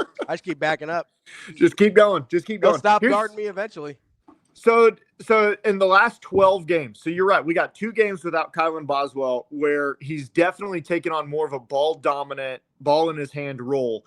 But in the last 12 games for Keaton Wagler, he's averaging 20 points a game, 5 rebounds, 5 assists. He's shooting 50% from the field and 47% from 3. Like that's a pretty good sample size. I'm with you. Yeah. I'm with you, but you're so up until this point, your big shot taker, big shot maker was his counterpart. So will that role change in late game situations? I could be fast forwarding, but I do think it has been a problem with Illinois the last 4 or 5 years with Underwood. I think the guy in crunch time, because nobody still told Stojakovic he's not a 3-point shooter. Oh my gosh! So you're still getting that under control. Like, yeah, late game situation, Illinois has been an issue. Who's the guy? Well, so the perfect prime example of that was Purdue. And so in that Purdue game, they're down by 5 late. And Keaton Wagler already has 46 points. He's got the ball in his hand. Purdue finally changes their defensive system where they stop just switching bigs on Keaton, which is ridiculous. And all of a sudden, he's getting doubled, he's getting tripled. And he ended that game with 4 assists, and 3 of them were down the stretch. Where instead of, if you got Ravi out there with 46 points, he's like, I'm taking the shot. That ball is going up. Taking the shot. Three plays in a row, Keaton drives, makes the right pass. You get a 3 from Jake Davis. You get a 2 threes from Tommy, and a 3 from David Mirkovic. And so they got guys all over the floor that if they make the right play, anybody can make the shot. Maybe not Andre from 3. He thinks he's his dad. And that's a little bit of a problem right now because he shoots like LaMelo. And there's a problem with all of it. Wild. Bro, I love him with the ball in his hand getting to the hole. I love him in a little mid-range, little turnaround fadeaway. But when that ball comes out from 3, it comes out from his left shoulder, which is not ideal. Could you play with ball? Me personally? Just like no. What kind of pro wants to be in Charlotte? Oh, I mean, someone who wants to make money. That's probably about it, though. So I think when we had Ravi on the show earlier this week, I said, listen, we have to give you a thank you because since Illinois played Nebraska last, this has been a different basketball team. I think Nebraska came into Champaign and smacked them around a little bit in a way that woke them up of we cannot keep playing like this if we want to do what we want to do this year. And so since that game, they have the highest rated offense in KenPom history. No team's ever had a higher rated offense than Illinois right now. And they're rebounding at a high clip. They don't foul. They don't turn the ball over. And they don't send opponents to the free throw line. So they're playing well right now. So that's the thing, that you don't get cheapies at the line, and they can score. So how about this though, Evan? So I look at teams that can give, like who can give who issues. So I just look at how they play offense, and Illinois, tremendously good passers, very good with action, but when they struggle, they dribble a little too much. So when you're watching this team play, if you're going to slot them, Ravi doesn't like Michigan State because he doesn't like how they initiate offense. He does like Nebraska because of how they do initiate offense. Michigan is very multiple. May showed you within halves how he could adjust to where offense will be initiated. How does Illinois have to play offensively? Especially going back to what you said about Wagler, who was like a dribble, like he wasn't a catch and shoot guy against Purdue. He was dribbling quite a bit. Yeah. Still getting buckets. Is that how you want to play? Well, so the Illinois offense, Tyler Underwood is the offensive coordinator for this basketball team. So that's Brad's son. And they have an NBA style offense where they are hunting matchups. All that European studying that you guys do? All that European studying, man. We're just the Balkan brutes and the Balkan 5 that we've brought in. They like to spread the floor. They're going to figure out how you're going to switch screens, and then they want to attack from that and then kick and find the open shot. They've been shooting really well over the last month or so. I say every single person on this team is capable of hitting a three-pointer. I don't know until recently who's capable of doing it consistently. So when you look at what they do offensively and hunting matchups, honestly, what they want to do is they want to put the ball up and then let it go from there. They're the tallest team in college basketball. They have double-digit offensive rebounds in 17 of their 20 games.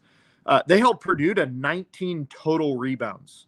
Like that, I think that's, and they had 14 offensive rebounds in that game. Is Purdue better? Is Purdue better than Michigan State?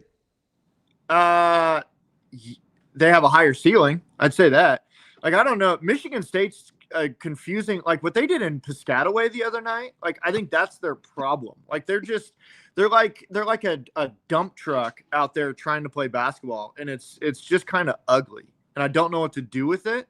Like, I don't know if they're ever going to get blown out, but they're also typically not going to blow people out. Like they're the Iowa football of basketball. I wonder, you should count Michigan State's dribbles on offensive possessions. No, because I would get real mad. It's all fears. Like Jeremiah Fears. They dribble a ton. Yeah. And they don't when you lock them down, when you muck things up, they don't really know what to do. They have no actions off of their initial dribble. And that's where I think this Illinois team is different, because with Kasparis and Will last year, that was the same thing. Like they dribbled, tried to find the shot and then force something. I think this year, because of how they can spread the floor a little bit more, there's a lot more actions off of that over dribbling, if that's what you want to call it. If you had to take a pick and you're looking at a team kind of from the back end, because I think we counted this morning early, we like 10 teams. We got to 10 to make the tournament from the Big Ten. Yeah. So let me work backwards and kind of slot these things for you, Evan. Do you like Iowa greater than USC? Yes. Do you like Iowa greater than Wisconsin? Yes. Do you like Iowa greater than? Ooh. You want Indiana? I don't think you like it. I don't like Indiana. I didn't know if you wanted to include it, though. I don't like Indiana either. I don't think. Well, and Iowa put it on them. Yeah, I think that's probably Iowa better than in Bloomington. So where? Yeah, Iowa better than Ohio State. That's the next one. So Iowa better than Ohio State. I think so, because I trust Iowa's coach more than Ohio State's coach. Okay, so UCLA. What about UCLA? Well, you like SC better than UCLA. Well, I'll ask Evan. I'm sorry. I didn't want to default because you. No, you guys go. You guys can talk. That's fine. Do you like Iowa better than UCLA? No. So wait a minute. Do you like UCLA more than USC? I do. Denton Company greater than Woods. So apparently, UCLA is kind of your closet dark horse. I think UCLA is, those West Coast teams are so tough because when they start traveling east, you don't know what to do with it. Like they all suck when they come east. I think when you're out on the West Coast, I like UCLA and some of the pieces they have, and I also think Cronin's a bit crazy, and I think that that either goes really well or really poorly. I'm also, unlike most Illinois fans, I'm still a Sky Clark stan, and so listen. When he's right, it's like he's right. He gives me solo ball vibes. I'm like, is he good? Is he good? Good. He's been shooting the crap out of it this year. Yeah, I like the Sky Clark Bilodeau partnership. I really like that pick and pop. I really like what they can do. So yeah, UCLA I think would be kind of my 7. Okay, so let me revisit this, and I'm gonna go backwards. So you like Ohio State, Wisconsin, Iowa, UCLA. That's the back end of the top 8-ish. Yeah, I'd probably put Wisconsin at the bottom of that, but yeah. Okay. So the top 5 are who? In order? Yep. Go 5 to 1. 5 to 1. Oh, okay. I'd probably put Michigan State at 5. Okay. That means I'd put Purdue at 4. I'd put Michigan at 3, Nebraska at 2, Illinois at 1. What do you want me to do? I don't know if that's homery. I mean, it's home cooking for sure. He knows what it's a little bit. It's a little bit of home cooking. Listen, I think those top feel three. Validated if Illinois comes into Lincoln and wins? Well, so what's Nebraska going to be this weekend? Are they going to have Rink Mass back? Are they going to have? They'll be healthy. They'll be healthy. So if Illinois comes in without a Kylan Boswell and wins that game, I think I'm still not totally sold on Michigan. Because like you said, I think you said it earlier in the show today, they should have lost that game against Nebraska. No question. I'm just not totally sold on their pieces altogether. Yeah, but Nebraska won in Champaign. So this is my thing. If we think Nebraska's good and Michigan still won, isn't Michigan good? Oh, they're good. I mean, once again, we're splitting hairs for the top three teams in the conference. Cool. So when I'm saying I don't know if I trust all their pieces, it's in comparative to Nebraska and Illinois. Like I like Wisconsin. Yeah, I like the teams of Nebraska and Illinois better than I like the team and the situational awareness of Michigan. Now, I don't know what. So for me, usually it takes 3 games in football to see the injury effect. When are you going to know if you think Illinois is better without a key backcourt mate? Well, to say better without, I don't think will ever happen. Okay. I mean, listen, you had with Keaton against Purdue. If Kylan Boswell plays in that game, does he go off for 46 points? No, he doesn't. He scored. Yeah, no. He's not getting that total. But what else happens in that game? It's such an impossible question to ask. I think tonight for Illinois, they got Washington coming into Champaign, sandwiched between Purdue and Nebraska. Is Yates playing? I haven't heard yet. I don't know. So here's the question. Here's the real question. I'm telling you, Yates and Diallo are a handful. I hate how Diallo plays basketball. I would fire him into the sun. I know you hate him, but he's a tough matchup. It's a tough game. If you guys don't foul, but yeah, you'll foul Diallo. Here's the question, Evan, with Boswell is the upside of Wagler worth a downgrading of what Boswell brings to the table? I don't think so. No question. I don't think so. And this is why.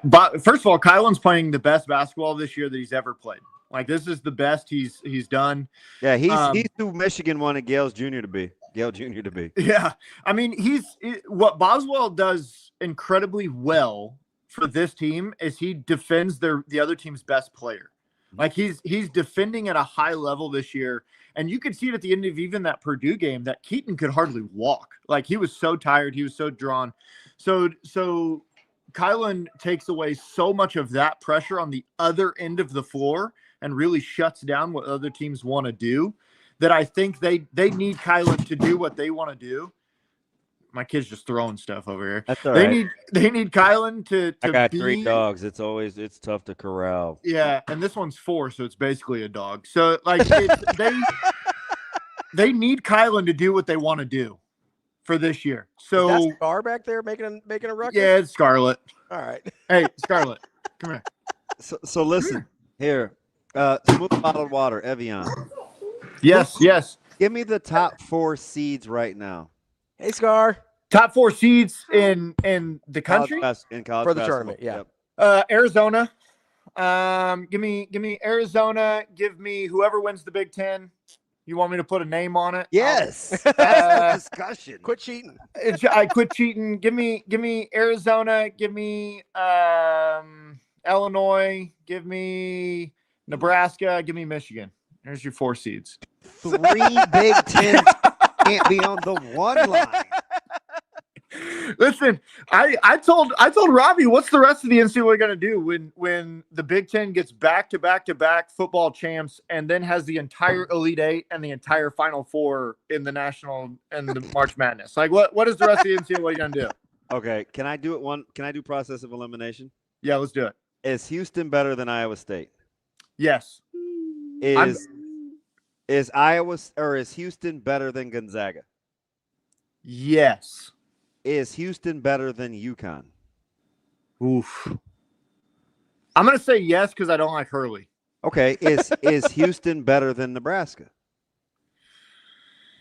Man, that's a tough question. I feel like stylistically they don't match well together. So I'm gonna go no. I think Nebraska is better than Houston.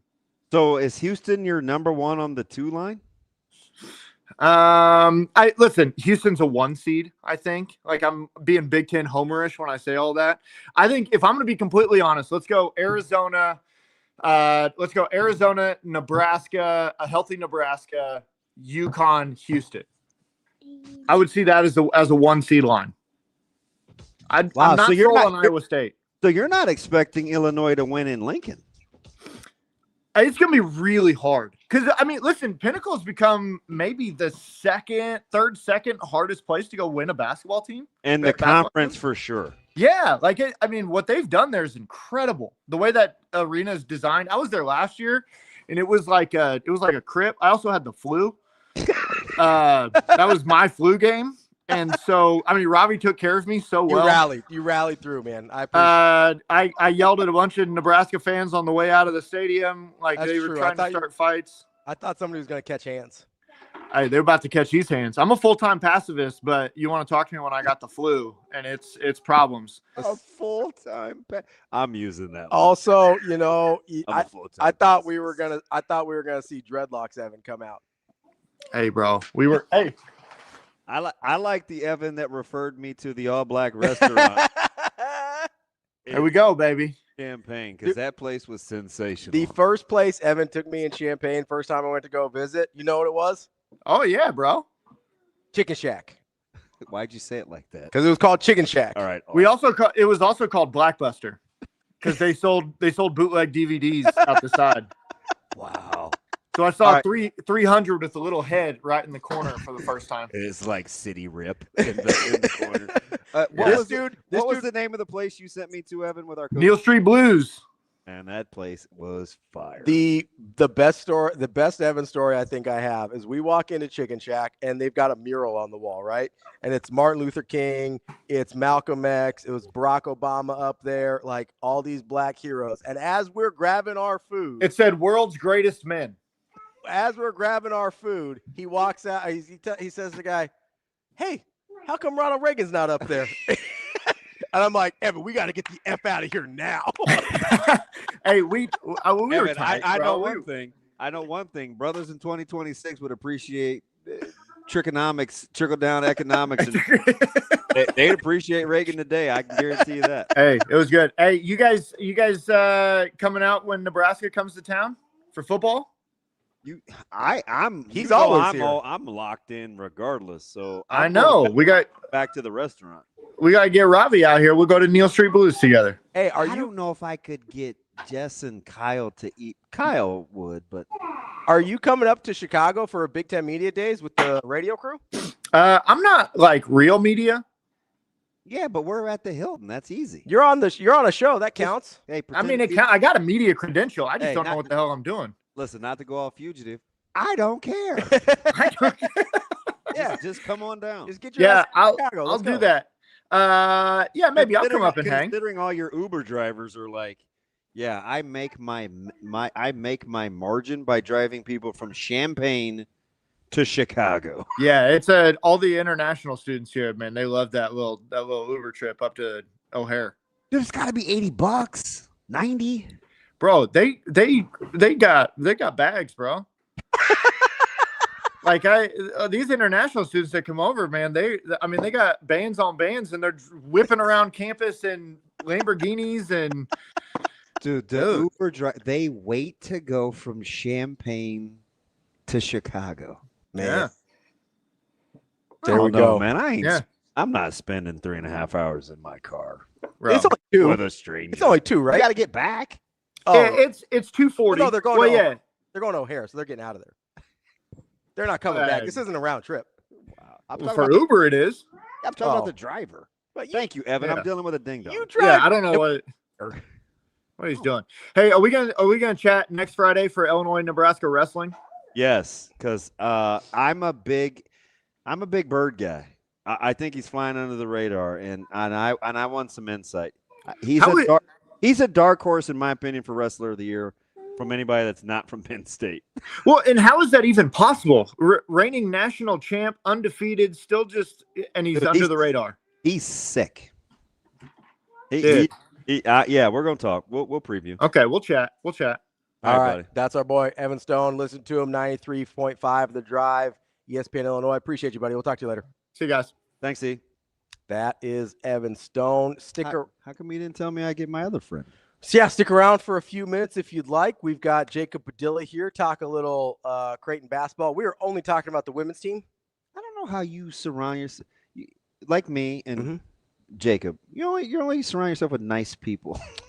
Yeah, I just threw myself into that. It's 100% true. See, you surround yourself with terrible people, but I like Jacob, and I do the exact opposite.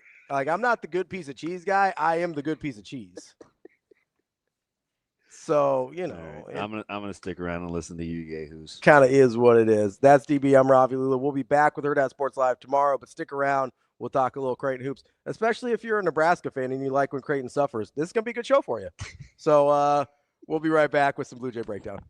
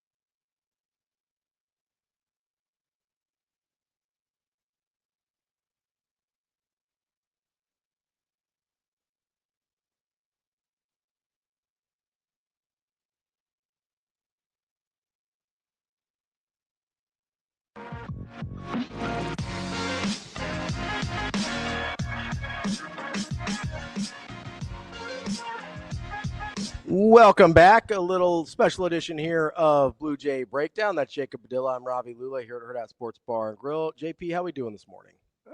Doing all right. It's been a weird week for Creighton basketball. It sure has. Where would you like to start?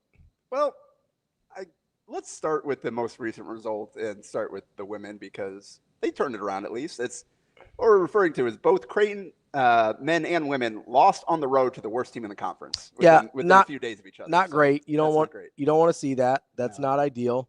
The exact opposite of what we talked about last week needed to happen moving forward for both teams. Yeah. So those results were Big East bottom dweller DePaul on the women's side.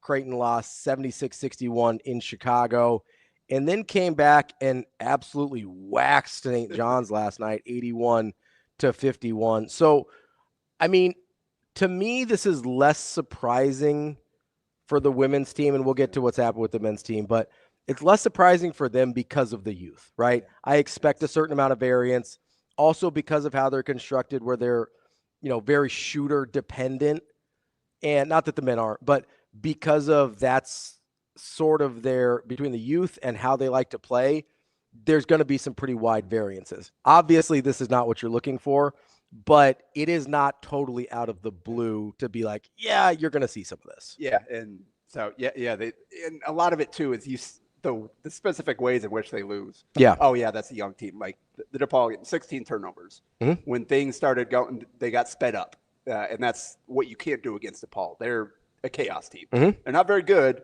but they try to mess things up. They can make things chaotic for you. Yeah, exactly. That's kind of their only path forward. And Creighton, with the young players, young ball handlers, they kind of fed into that and they took the bait. They kind of fell into the trap, and it cost them.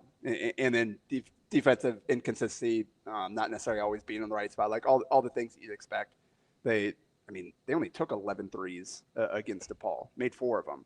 So like that right there, like that's not great basketball. And that shows you, all right, DePaul kind of lulled them in, bathed them into their trap. And then offensive rebounds, like we know that can be an issue. So just all the problems. And then they bounce back and destroy. Just St. hammer. John's. Yeah. They apparently has St. John's number this year. Like St. John's, good team. We talked about it previously. That was their best win on the season.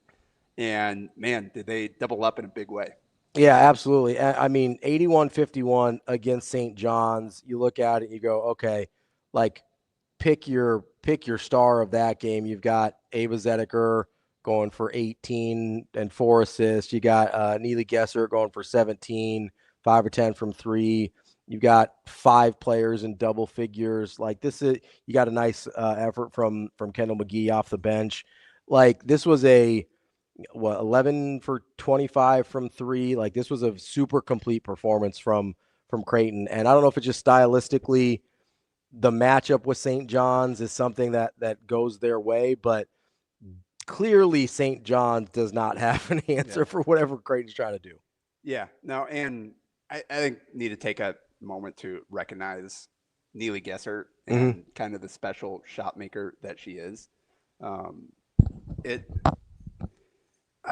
5 of 10. She's I think Matt Damon has had the stat like already the amount of like 5+ 3-point she's had as a part way through her freshman year is ridiculous. Like Morgan Molly and Lauren Jensen combined for 7 of them last year, and now she's already done it a handful of times herself. Yeah, but like you said, it was up and down the lineup. They had everybody playing well.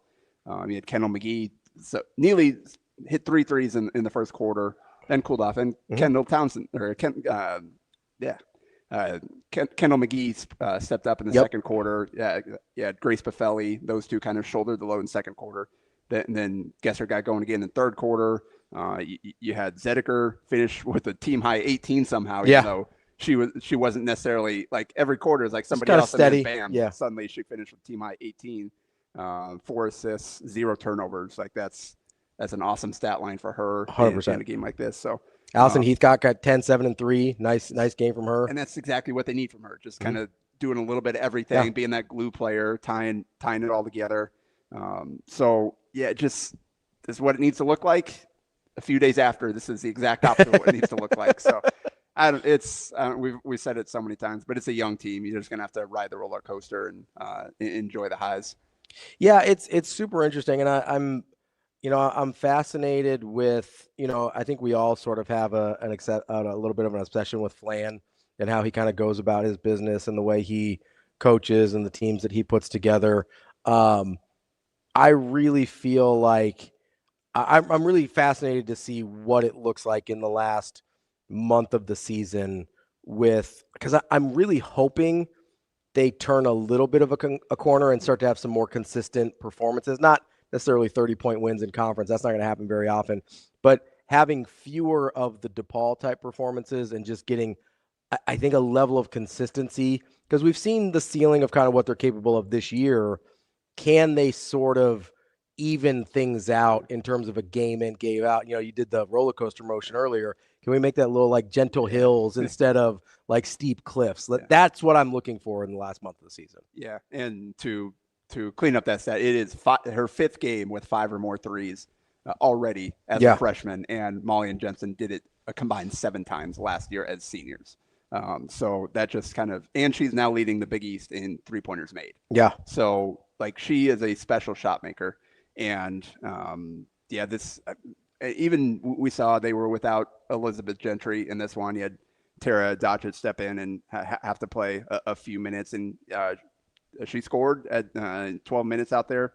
Got a rebound, got a bucket. So good experience for her. They're down to 8 healthy players. Yeah. So that is an issue, but 12 minutes is real rotational time. Yeah. Like that's not 2 minutes in this half, 2 minutes. Like that's a real rotation set right there. So that's, good on her for being able and ready to fill those minutes. Like that's important. Yeah. Hopefully, especially with the health situation. Yeah. Hopefully they can get Gentry back because with 8 players is not necessarily something that you want to have to roll with. And Flannery's talked at times about like they've been effective with some full court pressure at times, but can't really do that when you have to ride your players so many minutes. Yeah. So even in a 30-point blowout, you had two players go over 30 minutes for Creighton, which is not a great sign in terms of their depth. Yeah, because the players they're going to on the bench are also players that are playing absolutely. heavy minutes. Yeah. So, like there's nowhere to go for garbage time minutes. Even the men are running into that a little bit now, where they've got only 11 available players suited up. Only one like end of bench walk-on player in Shane Thomas, who actually played a lot of minutes against Marquette. Momentarily, but so they got, let's see, coming up here. Got Seton Hall next. Yep, Seton Hall on the road, and then back home for Georgetown next Wednesday. So so those will be the 2 games before we talk next. Is it? With some of these stretches, because we kind of do these in 2-game increments for the way we do the show. Like, you think we can start seeing some 2-0s on the way out? Like, is that feasible? Depending, like where the schedule falls. Like, not great teams, but like you don't have a UConn or a Villanova in this next stretch that you have to worry about. I think that has to be the goal. Mm-hmm.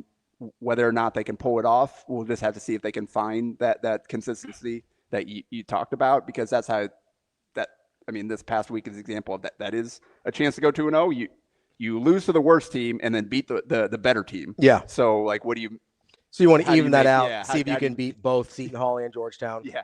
Because the next week after that is Marquette and then at UConn. So you really hope to split that. And then it's Villanova at Butler. So you really hope to split that. So basically this week and then the last week of the season with Providence at Xavier are the only legitimate opportunities to maybe go 2-0. Schedule gets tougher. I think in one of those 2 stretches, you'd really like to go 2-0. Just like, to me, that's a sign of progress. Yeah, exactly. For like proof of concept. Yeah. Thank you.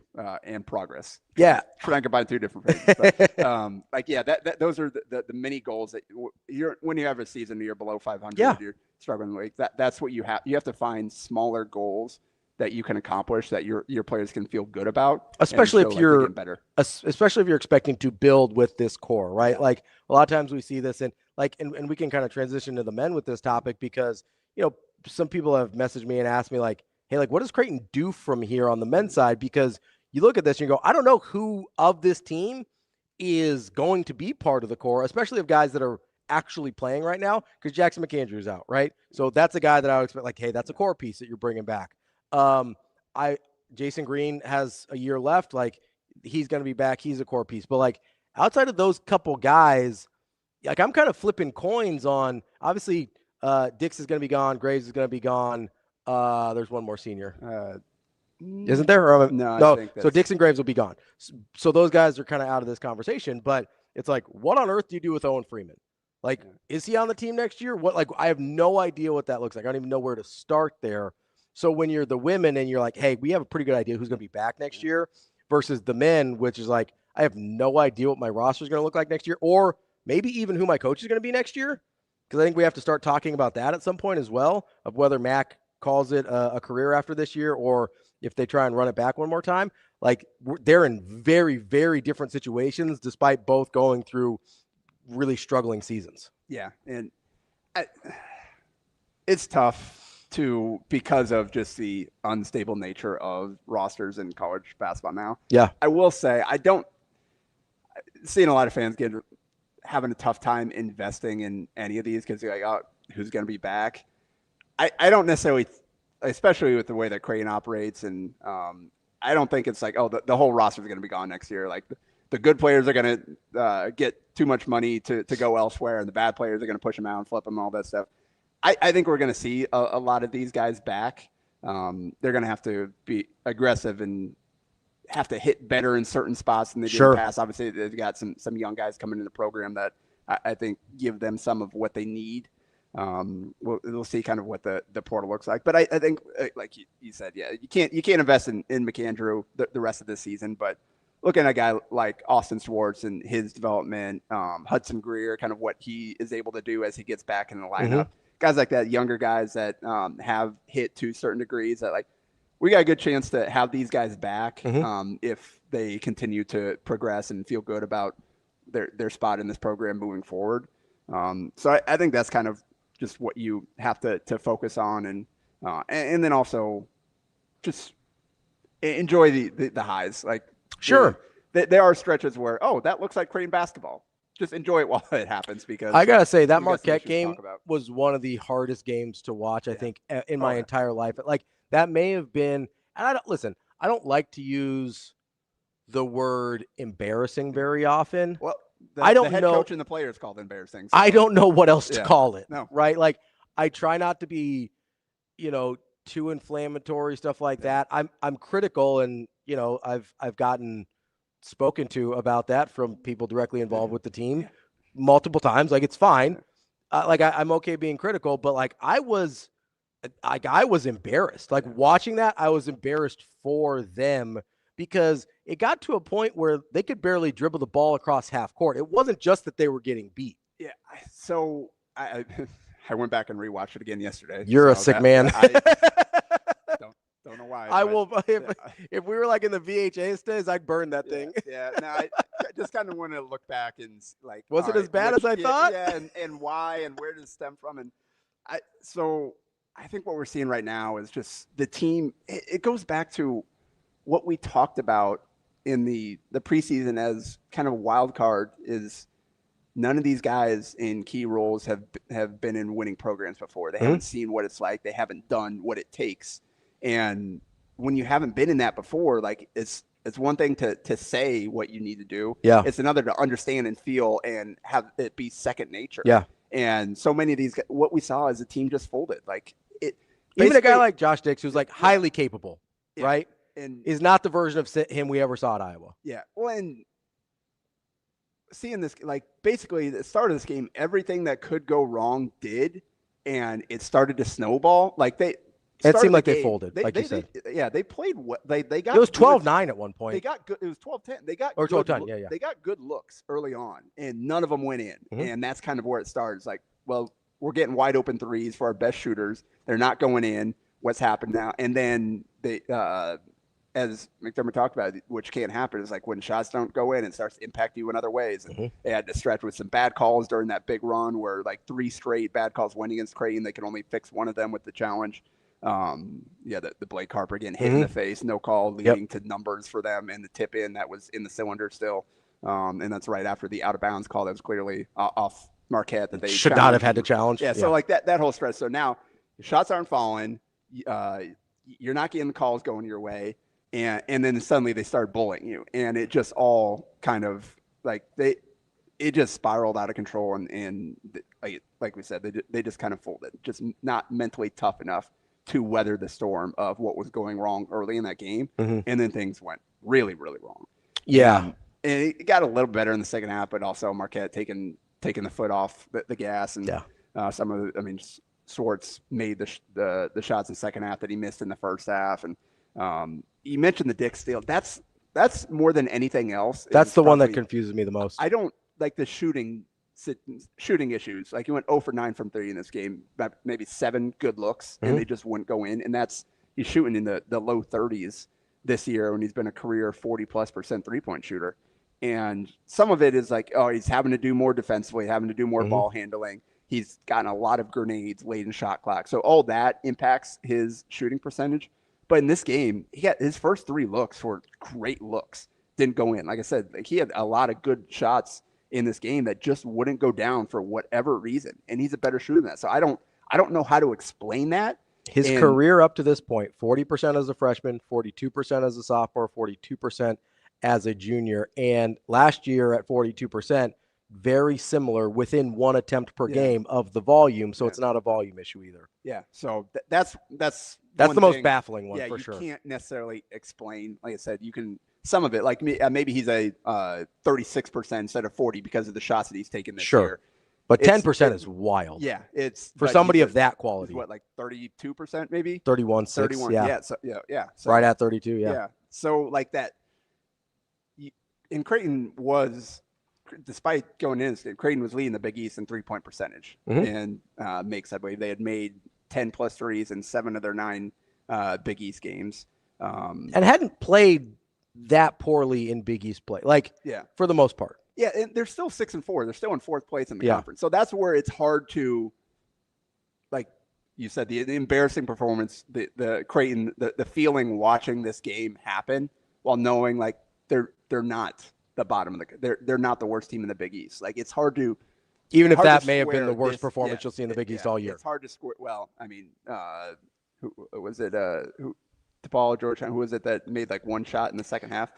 Yeah, on a scale of like what they're capable of, though, like I don't know, contextually it feels worse, but maybe it's just because I like Creighton. Like that very well could be. The 1 for 25 from the field or whatever it is. That's that might be a low mark for all of college basketball this year. Yeah. If you're just talking about single half performance, but this was the worst Creighton performance, the biggest halftime deficit since the Rick Johnson era. Yeah, 33 years. You never want to invoke the Rick Johnson era when you're making comparisons to modern times. So that's how low this team is capable of getting. But this is also a team that beat Villanova on the road. So,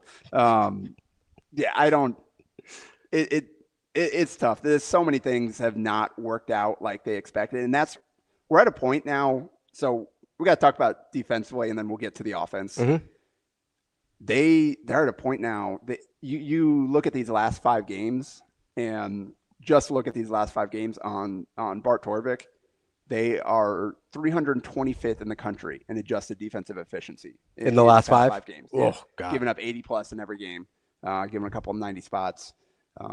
They just, every other team is seeing blood in the water against Creighton right now. And I don't know what exactly you can do to fix that. So part of it is just the physical limitations. And I mean, Marquette took turns alternating between blowing by guys or just blowing them inside. And multiple guys they took advantage of. Creighton, so we know there's no rim protection, and that's been the biggest thing right now is you look at this last stretch and the shots in the paint in the restricted area for the opponents is staggering. So like that's been a huge part of it. Like, and you're not suddenly going to find rim protection. But what they've been doing, because like, well, we don't have a rim protector we want to leave at the rim. We don't have a lot of individual great defenders that we want to keep matchups. So we're just switching everything. And so they've tried that, just try to be disruptive in that way and just try to keep it going. But we saw in Marquette, like Josh Dix did a really good job on Nigel James Jr. individually. He only scored on him once or twice. But He got switching switched off everything. him Yeah, and they split a couple of traps on ball screens. He did for buckets. And here's the problem with switching everything. If you're in the spot with Creighton, is switching everything requires an ungodly amount of effort. Yeah. And if you're not a good effort team, you will get absolutely destroyed switching everything. And if you do have guys like Isaac Trout, you He's can't a liability. You can't have Isaac Trout or Jason Green trying to defend Nigel James Jr. Yeah. And they got into that multiple times in the game just because they especially Trout. Like Jason Green can give you like a couple dribbles. He can probably stay in front of a guy. But yeah, you run into some real problems in that with certain members of this roster. The problem is they've arrived at this strategy because they've literally tried everything. Yeah. We talked about how ineffective the drop is when they were trying it earlier with Freeman and Green.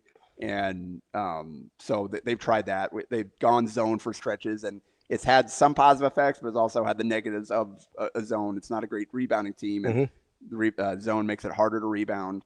And so they tried every kind of ball screen coverage. They've tried zone. They've tried, again, switching everything. That's where they've arrived for now. It's like, I don't know what part of the problem. We said early on, there's not great defensive personnel here. They had to make up for that with terrific team defense, of always being in the right spot, of being connected, of flying around, playing on a string.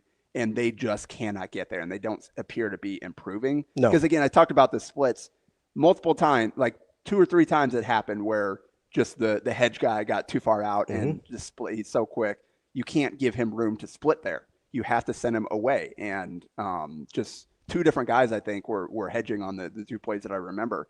And both times it's just you gave him too much room to get through. And it's little stuff like that, just being a step out of position, or the rotation not coming, or one guy goes, the second guy doesn't cover.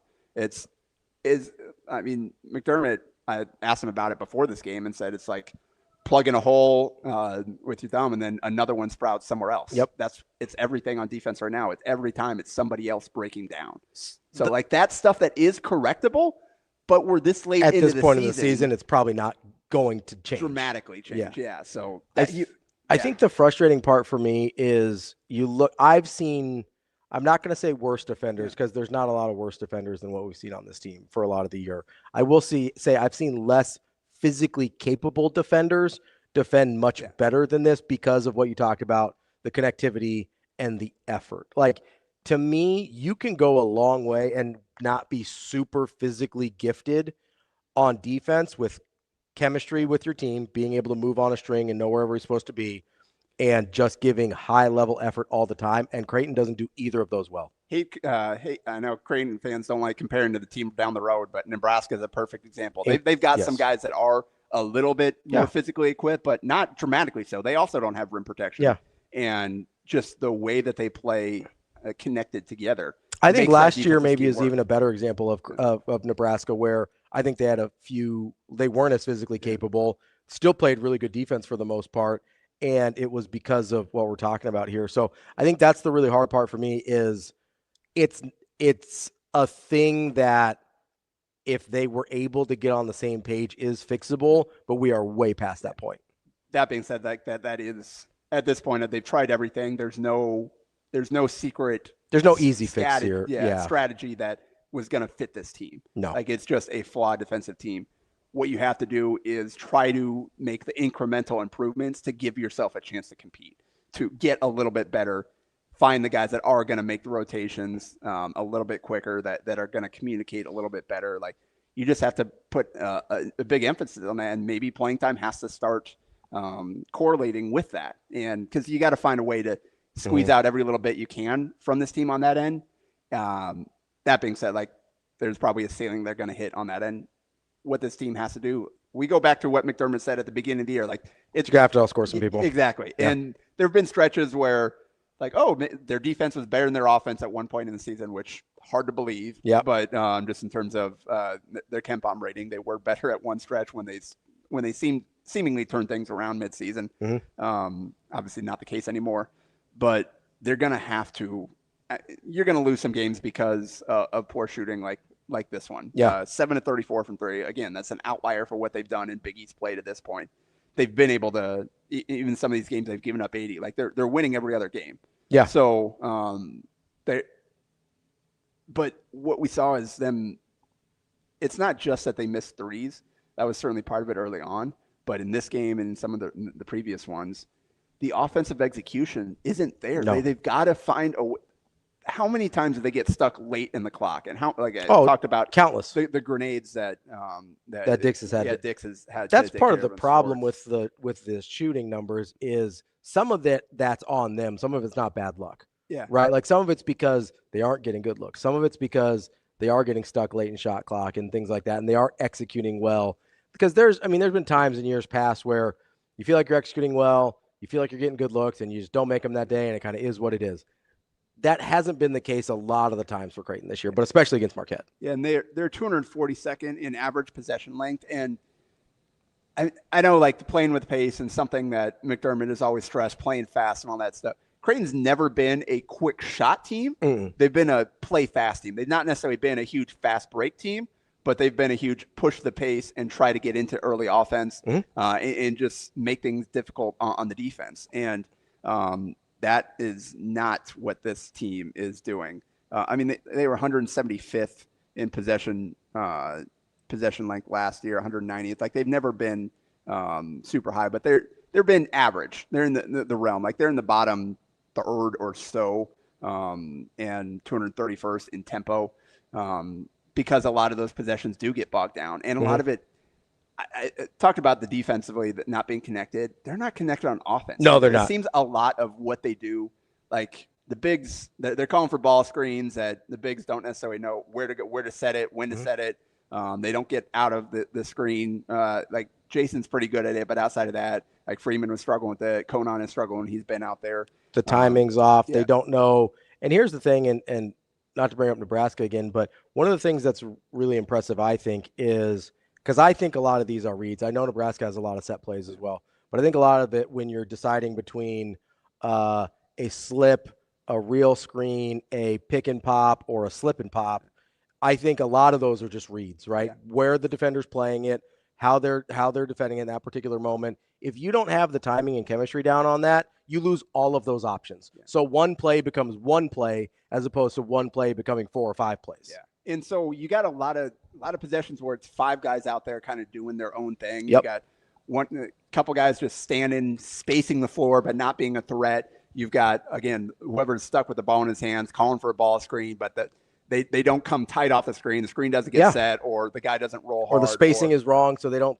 whatever it is. Or you've got a guy posting up, got a decent position, and the guy never looks at him. He dribbles out and swings it. And they spent so much time working on just these little quick hitter actions to try to get offense flowing, and all that stuff. None of that stuff is translating, is working in the game to create anything. So there times that you're handling against pressure. You sometimes you don't even get the ball up the court until there's 22 seconds left, and then you waste about 10 seconds running an action that doesn't get you anywhere. Yeah, get you nowhere. And then suddenly you got 10 seconds left on the clock, and you got to go into panic mode and just make something happen. Yeah. And there are just too many possessions like that where it's just not connecting. So they have to find a way to get more consistent. Again, we've seen stretches where, okay, that's Creighton basketball. You have really great possessions there. The ball's moving. You're getting good penetration inside out.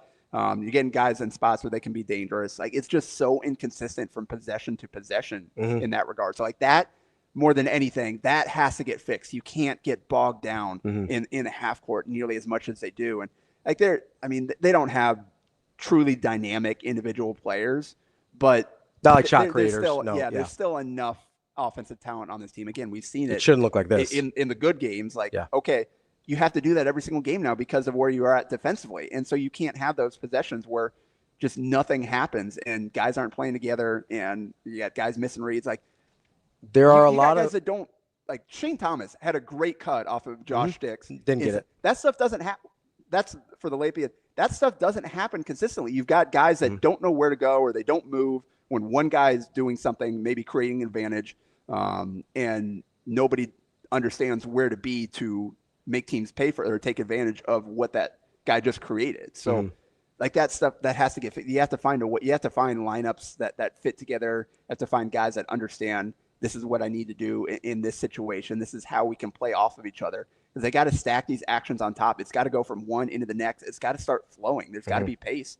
Or they're way too easy to defend because they don't have guys that are going to go win one-on-one consistently. It basically when it looks bad, it looks like a John Calipari offense without the lottery picks. I mean, basically, yeah. Like that's the best analogy I can give is when they're doing the things poorly that you're talking about. That's exactly what it is. They just don't have the guys that can overcome the lack of any kind of chemistry or cohesiveness. So. All right, coming up next, they've got UConn, which don't feel great about that, and then Georgetown on the road. You got to come away with that Georgetown. You got to come away with a win at Georgetown. I will say Saturday will be an interesting test of this team. Yeah. Because of, the nature of the pink out. Yes. On top of coming off of this game. Because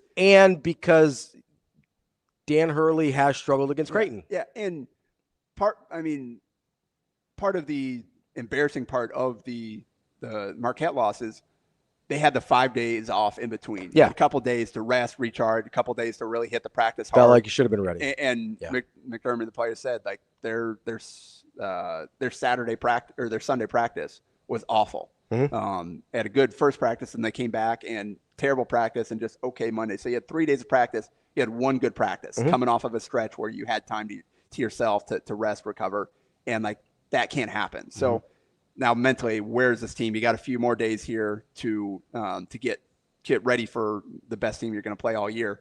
And again, with the pink out nature of it, what can they find? What can they find in these few days? How do they respond to what happened in Milwaukee?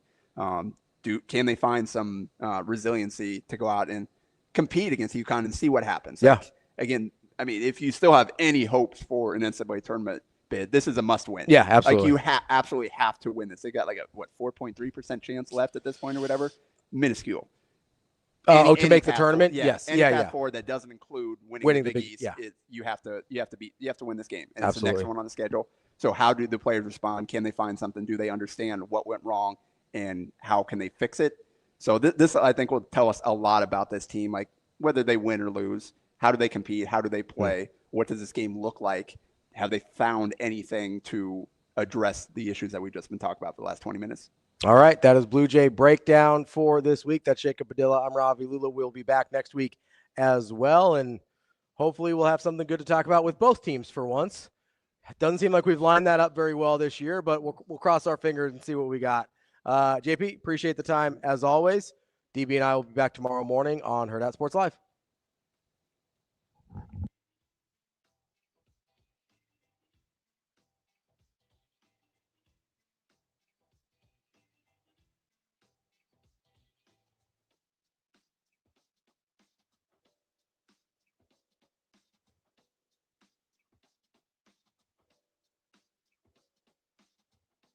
See you. Have a good day. Love you.